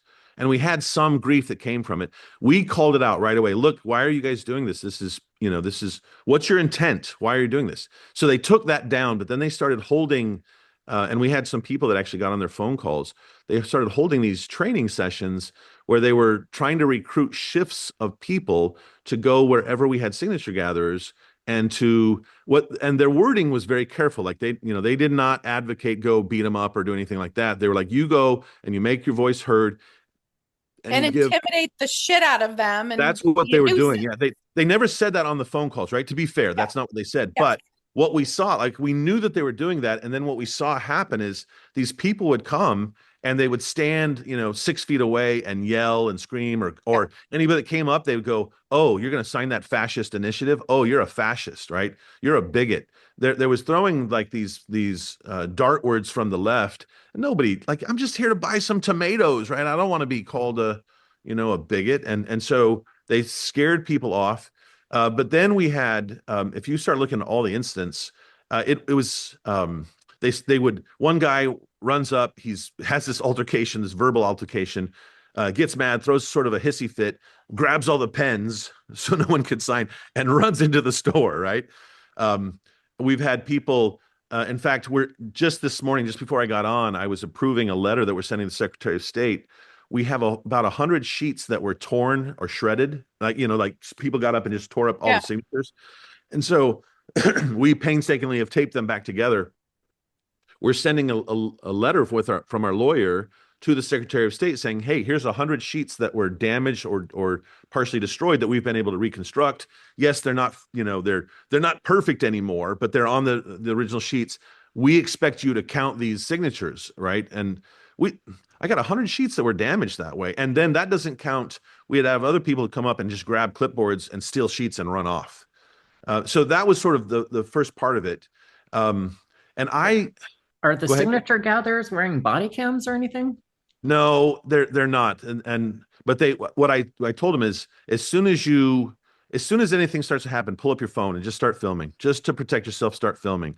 And so if you go on my Twitter feed, although I post too damn much, so you got to way back down there. But we started recording it and just putting it out there so that it would get attention, because the press wouldn't cover it.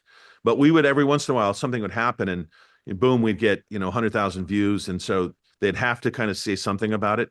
What got everybody's attention is when we had this hit and run, that made statewide news and forced people to kind of address it. But we have recordings of these people coming up. It's a bunch of angry men for the most part. But there's I get love letters in the mail, and I never was called the C word until this year. And now I've been called an effing C word.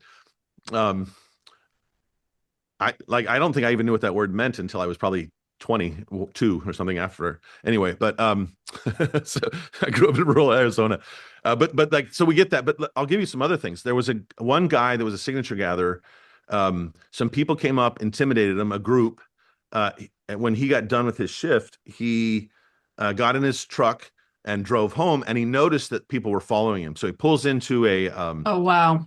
They were stalking him. So he pulls into a parking garage, calls the police, or not just a parking lot, calls the police. The police come. They're like, well, there's nothing we can do, right? So he drives home. They follow him home, and he gets out of his car and watches them drive by, right?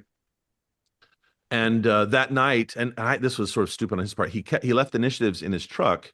And that night they came back and broke into his truck and stole them all. And then more recently, we've had one lady took a shopping cart and rammed it into one of the signature gatherers. She bruised up her whole arm. She had to go to the hospital. And then we had the signature gatherer had to go to the hospital. Yeah. There's police. We filed police reports on all of these, right? Her arm is just like sort of purple here where she got rammed. One lady got tackled by a guy. Like he got angry and like tackled her. Her boyfriend came and chased the guy off, right? And then Tammy, not like racketeering. I just want to interrupt you for a minute though. a paid signature gatherer, from my understanding, is somebody who really needs the work. Yeah. Yep. They are hustling. Yep. They're probably not employed full time in a, they're not the working from home in their office slippers and they just go out to be a signature gatherer that day. This This is is feeding their somebody, kids. this is somebody who is underemployed, low wage. This is Not in something Washington State. It's we pay it. They're not low wage here, but yeah, they would be, right? And the signature gathering process allows them to make a decent wage. but this is their Hustle, job. They are hard work every day hardworking outside. and they're Absolutely. trying to do Yep. their job. Yep. And they might not even, this might not even be a personal issue for them. They might just have been hired to do this work, to be a part of the democratic process, and they're being physically attacked. Yes, Have you that's had any of your signature gatherers who knew nothing about this issue, had no idea what they were even gathering signatures on, and have now been no. They like, have to know. They have to know because they have to talk to Okay. people. So number one is they have to know, right? And for the most part, if people don't agree with it, they'll go to another state. They won't come. If they really don't agree with it, they won't do it. So Okay. we find that most of the people agree with us at some degree, and they have to convince people that this is worth your time to sign this initiative because people will ask them questions, right? Okay. But we did get like there was some one of the interesting things has been that the signature gatherers are from all over the United States. They're all different colors of people, right? And that kills the left. They're like, you just brought in black people so that you would look like you're, like something that they would do. They're accusing us of. I don't pick the people. We hire a company that hires all the people. We had at one store in Tumwater, we had several black kids that were doing it, and I say kids, they were in their 20s probably, and sort of white, uptight liberals came up to them and called them racist, right? And they're like, what? Like they'd never been called a racist before until they came Washington State. And like this isn't a race issue even, but they were being called racist and harassed and called worse names, right? So basically, you're piquing an entire generation of signature gatherers right now on the transition. Yeah, exactly. Okay. Exactly. In the final kind of minutes we have, here's the three questions I want to ask, and Corey and Lauren, if you have any more, chime in. I do want to get a sense of how much does this cost? Okay. How much does it cost per signature? Is that basic over the United States? And then I also want to understand, where are you at with numbers? Where you're at in the timeline. Turn-in, I think, happened. And then It's happening in a couple of hours. That's amazing. Okay. So where you feel like your numbers are at going into turn-in. And then you've run these other initiatives. I just want to get a sense of, do you feel like this is the way forward, that we're going to have to use this kind of strategy in states that are similar to Washington? So those are my kind of final points. So on the money, when we started out, this is another thing that got my brain. So my business brain started thinking about this. They came and they're like, hey, we should do an initiative. I'm like, how much does it cost? And we got to raise the money. And it was like $20, roughly. It was like $20 a signature. And the price generally was like $15 to $20 per signature when I started. And what would happen is these. So you need like 380,000 signatures to make this happen. 400,000, yeah. And the cost roughly was $8 to $10 million. Wow. Right. It was insane. That was what the cost was. It's not what I'm paying. It's not what I'm doing.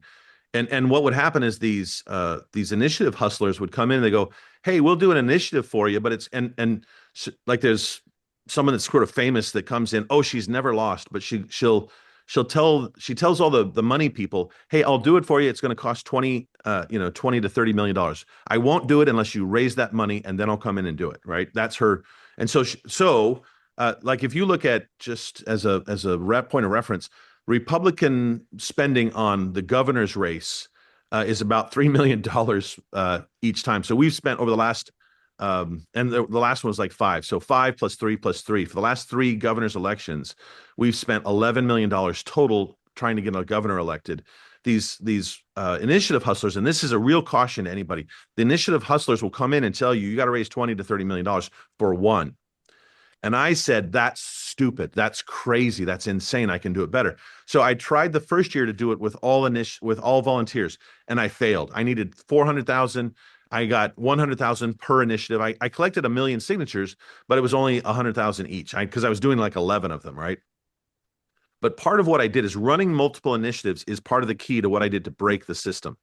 If you run, so in 2024, we ran 6 initiatives, and we ended up paying $3 per initiative, per signature, right? So if a signature gatherer was out there gathering signatures, if they got all 6, they got $18 per person, right? And that got them close enough to what they were getting before for one initiative, right? That they went, okay, we'll do it for $3, right?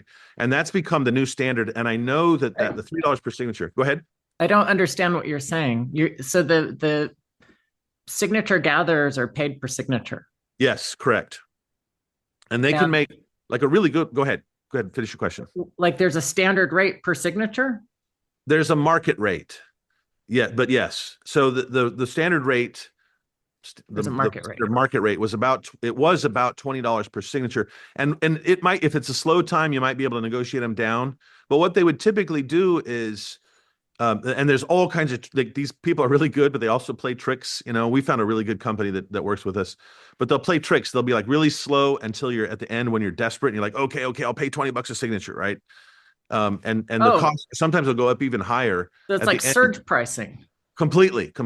So running the initiative, like if someone's going to do this, they should really talk to us because we've gone through all the shenanigans. Like there's people that like we code our initiative sheets so that I can tell if it's a volunteer or if it's a paid signature gatherer, because there's bad players in every industry. So some of the bad players would go to events where we had volunteers, and they would say, oh, I'm from Let's Go Washington, I'm supposed to collect your signature sheets, right?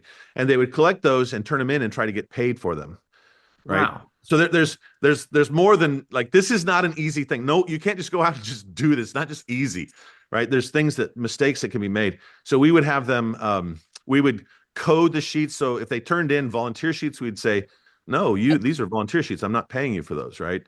And we have stuff that we do in mail. So the first thing I did was do multiple ones at the same time. And that allows it allows for you to get more done for the price that will be attractive to the signature gatherers, right? The second thing that we did, and this is what we're working on this year, and I'm still working on this, is once you do it 1 year, you've got a group of people that signed 1, 2, 3, 4, 5, however many initiatives. We sent mail out to those that signed 5 or 6 initiatives because we knew that this was sort of in their wheelhouse, and we've databased it all now too. So I know this person signed this one, like they signed the girls initiative, but they didn't sign the parents initiative, or they signed the tax initiative, but they didn't sign the social issue, right? I'm sort of tracking them that way so that I can not bug them about things that they're sort of shown lower interest on. And so when we send out the mail, what we found is we had a certain response rate. We did this, tested it last year on stopping the state from banning natural gas.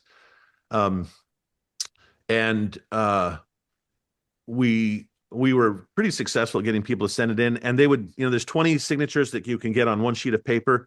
They would send on average, it was about 5 to 6 signatures per page. And this year we're like 7, close to 7 per page on those that mailed into us. And so this is a way to get around, like they can't intimidate you if it's going through the mail, right? Sometimes people will get it, and I'll get these kind of these love letters from people that are like, someone's moved, and so they happen to get on our list, and they'll tell me where I'm going to hell and all those things. But for the most part, it gets out of the violence and the threat piece and allows it to be more efficient. We're trying to get that cost down. But the bigger question you're probably asking is, how much does it cost per? If you're starting out and you can get it down to $3 per signature, that's your straight number if you get 100%. I try to shoot for 50% with paid signature gatherers, maybe a little bit more. And then the smart way if they're starting out is to do Like if you're required to get, let's say, 300,000 signatures, by that many, right? So at 3 times 300,000, that's $900,000, right? And then volunteers get you the extra that you need for your buffer. That's the sort of the smart way to do it. That Holy sounds moly. like it's about $1 million, but that's straight for the cost. You got to have there's people that are gathering, and there's got to people on staff. We're probably at about 1.2 to $2 million per initiative right now to do it. But if you have to buy all of them, you need more money, right? And we're doing so. I'm sort of experimenting with that, but I brought it way down from $20 million down to $1 to $2 million is the zone. I'm hoping I can get it underneath $1 million because I'm working more on this mail thing. But it takes, there's all kinds of mistakes you're going to make. But that's the zone, right? At the low end, you're going to be, let's say, $2 million. At the high end, it's 20, right? But you got to negotiate with the signature gatherers. And frankly, the first couple of years, I funded it, right? Which is, my wife hasn't divorced me. She still loves me, thankfully. Spending all of our kids' inheritance money. I funded it just so that I didn't have to ask anybody for money. Was sort of, I hate, like, I grew up really poor, and that was the worst thing in the world for me, is to ask people for money. But now we're sort of moving into this more aggressive phase to really use it as a tool. This is your last question. I'll get back to the middle one. Your last question was, is this a tool? And I was doing it first just to push back. I've now got it into much more of a system where we can hold the legislature accountable. And here's the really important part of it. There's a narrative in blue states. The narrative, if you want to defeat anything that's sort of not uber progressive, all you have to do is say, I call it Trump abortion Tourette's, right? You just go Trump abortion, Trump abortion, Trump abortion. And any candidate that runs, all you have to do that's conservative, you say Trump abortion, and they lose, right? In this state, those two issues get you to win. But when you're doing something that has like girls sports, this is an 80-20 issue in this state. It's not a partisan issue. It's not a conservative MAGA thing. It's like moderates will come up, and sometimes like liberals will even come and kind of whisper, Democrat, that kind of thing. You get a broad spectrum of parents that are like, this is dumb. And the parental rights is the same way. So we've chosen, I have purposely tried to pick issues that are crazy, that there's a bipartisan support for. So it's not sort of a MAGA. They can't just tag us with MAGA. They try to, but it falls on deaf ears. We look at the percentage of people that sign our initiatives. And right now, my latest number is that 49% of all the signatures that we've gathered so far, and we've gathered total, we're probably about 850,000 signatures total between the two initiatives on this time, right? Of those, 49 point something percent are Republican, and 49 point something percent are Democrat or independent. And that's this isn't like a 80% Republican signing this. This is 50% of our signatures are coming from people that would never call themselves a Republican, and certainly wouldn't wear a red hat. So that goes to your last point of, as a tool, initiative is a very precise, or it should be a precise little weapon to fix broken things. And the thing that it did, so the teachers union, they're well funded here, right? This is one of the challenges. The teachers union, they rake in $50 to $90 million in Washington state every year from the teachers, and then they spend it on political stuff. And they spent $20 million last year trying to beat us on the initiatives, just overwhelmed us on the air. There was about $50 million in opposition against us. This is another issue. If you do something that's tax related, anybody whose pockets get lined by those taxes staying in place, the unions and some other groups will come out of the woodwork to fund opposition against you. The thing with this one is, this is a bipartisan issue, 80-20 support our way, but there's not a huge amount of money. The teachers unions funded this group, but they put in $50,000, not $2 million to fight against us. So I think it's trying to find that middle subject, right? The issue and something that everybody agrees with. And I think this girls sports one is really one that just, any parent goes, that's just crazy. Anybody that's women that would never vote for a Republican go, yeah, I don't want a guy in my locker room, and I don't want to compete with him. And right, there's safety issues, there's privacy issues. I'm watching Tish go around and just go, this is stupid, right? I think those kind of issues strike across enough that it's hard for them to fight, and it begins to put pressure on a legislature that won't listen. The second thing that you asked me was the count. We're at just over 400,000 for the parental rights, right? And that's 400,000 is solid. In our state, they keep a record of the most signatures that have turned in. And of the top 10 right now, let's go Washington. I think we have 6 of the top 10 records for the most signatures ever turned in. The girls' sports will be probably 436, 437. It might be as high as 440, and that'll make it about the 8th highest ever signatures gathered in the state. And that's a big deal, right? That's parents coming out and supporting this, and girls being brave. So these both will go to the legislature. We've got enough signatures for them to qualify. They'll go to the Secretary of State. Oh, and here's another thing for anybody that's thinking about doing it. I bought scanners because I wanted, and we scan in every single initiative. So I have You have an digital yeah. image, right? So because one of the things that happens, you turn them in, and then they've got this process where they validate them. And if they came back and said, no, you don't have enough validation, I scan them all and I validate them myself. I'm paying for that. So these are all things that cost money. But if they question something, I can say, show me the sheet, and I've got the OCR for it, right?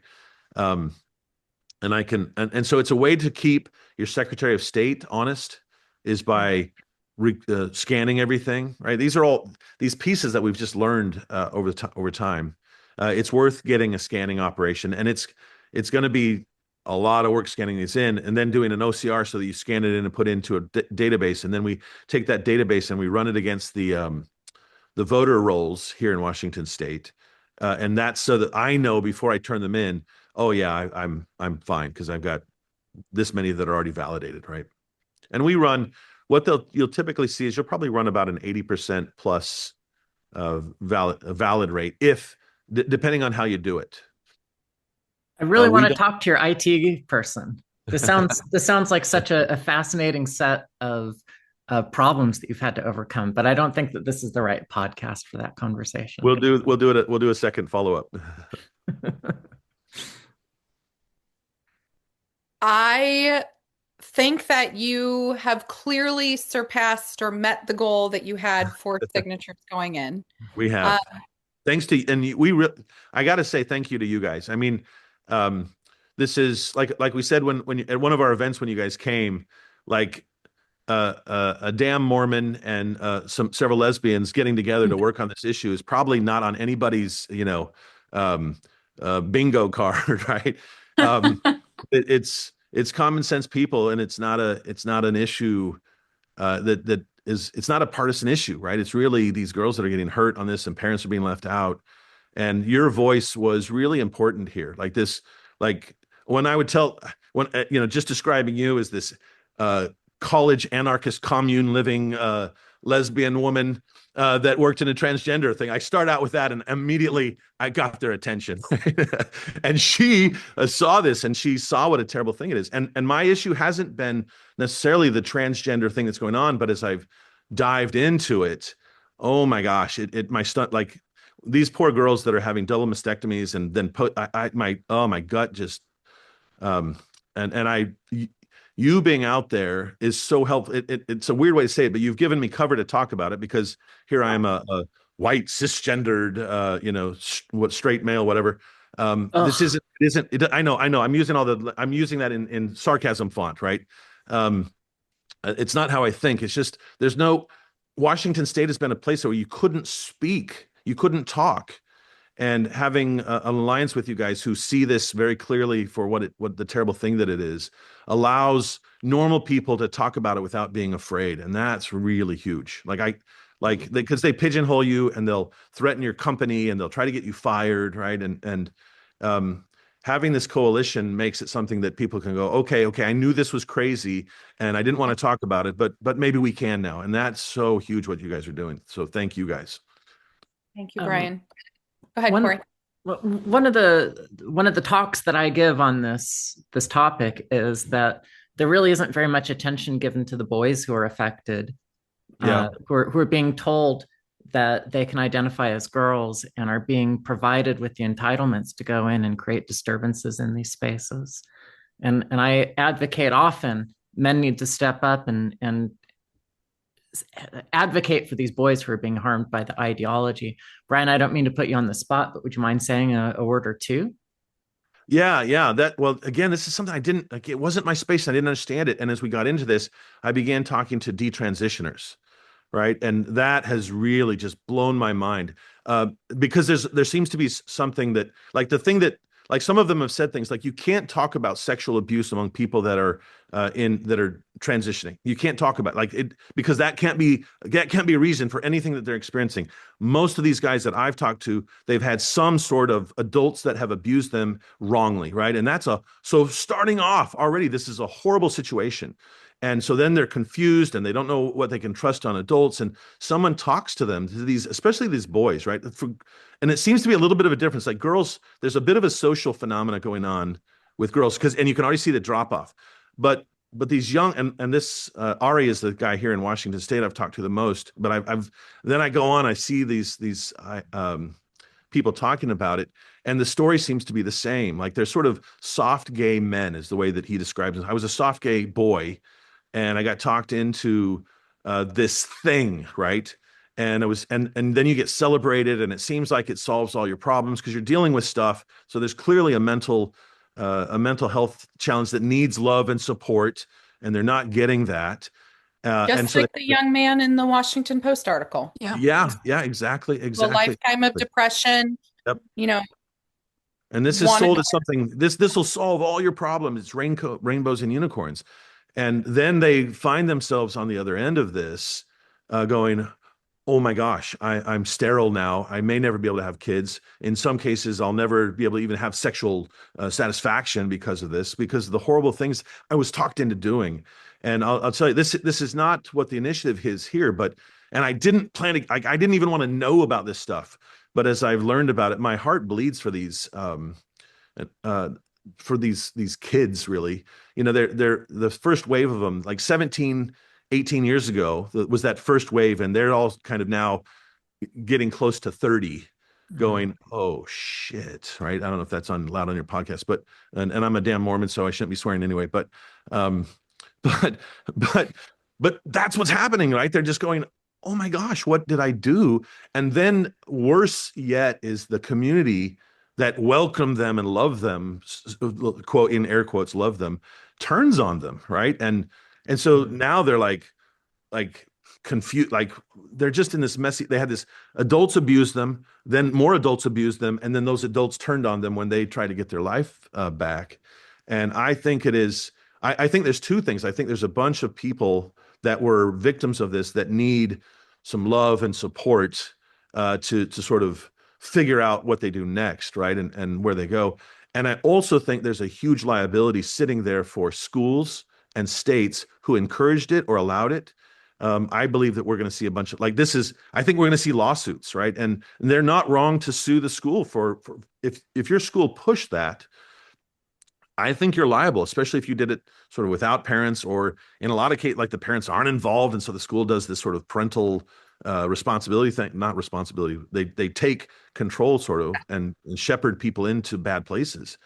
And I think there's lasting psychological and physical damage, not to mention the sort of financial damage it's going to cost society.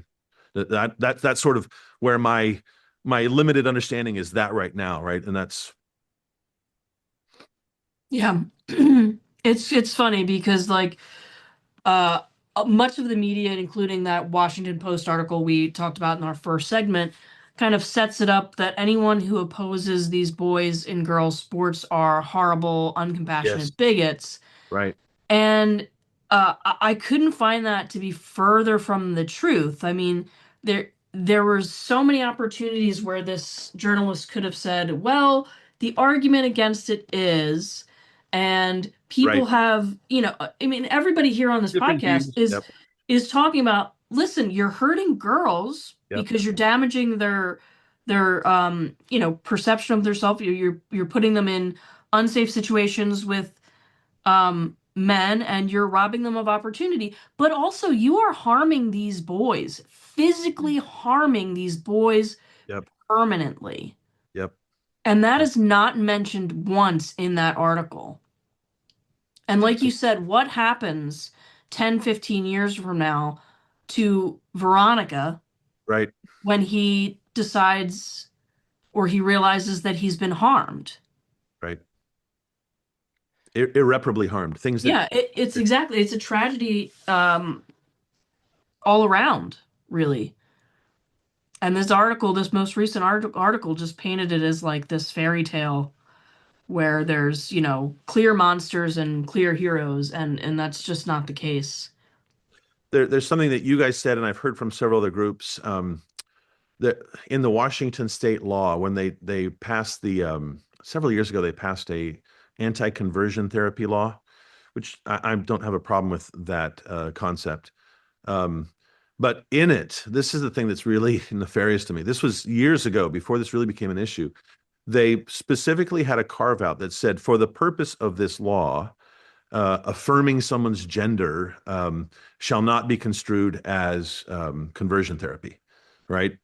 And so they knew what they were doing when they did Yeah. this. And when I talk to adult gay and lesbian people who say, like, shoot, I was a tomboy, or I liked whatever, playing with dolls or whatever. If they would have gotten a hold of me, I would have been stuck in this system, right? Like older adults say that. And what their sort of beef seems to be is that, like, we're doing conversion therapy on young gay and lesbian kids, right? We're doing conversion therapy, but we're not calling it that because that's tawdry and illegal. But that's what's happening, and and then you can't talk about it, right? Like anyone that's straight is terrified to talk about it. If in a really red state where everyone else is that way, and people are closeted, maybe that, but then it's not a helpful conversation. In a blue state, nobody can talk about it, because if you dare, and it's changing now though, right? And I think you guys are doing a huge move to just allow the thing to be spoken, right? Because it couldn't be, like, people that might agree, just no way, it's not worth it to talk about it. I think maybe even 5 or 6 years ago, I would have been really nervous about having this conversation because of the nature of what was happening in Washington state. Yeah. We're really glad that you've joined the conversation so forcefully and with dollars and with these initiatives.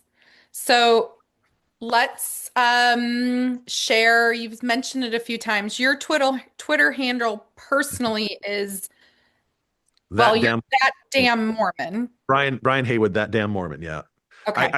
I took that name because there were conservatives that didn't like what I was doing, and and it was around this initiative process. They wanted to run an initiative here, and I thought they were doing it stupid. It was going to cost $30 million. I'm like, no way am I giving money to that.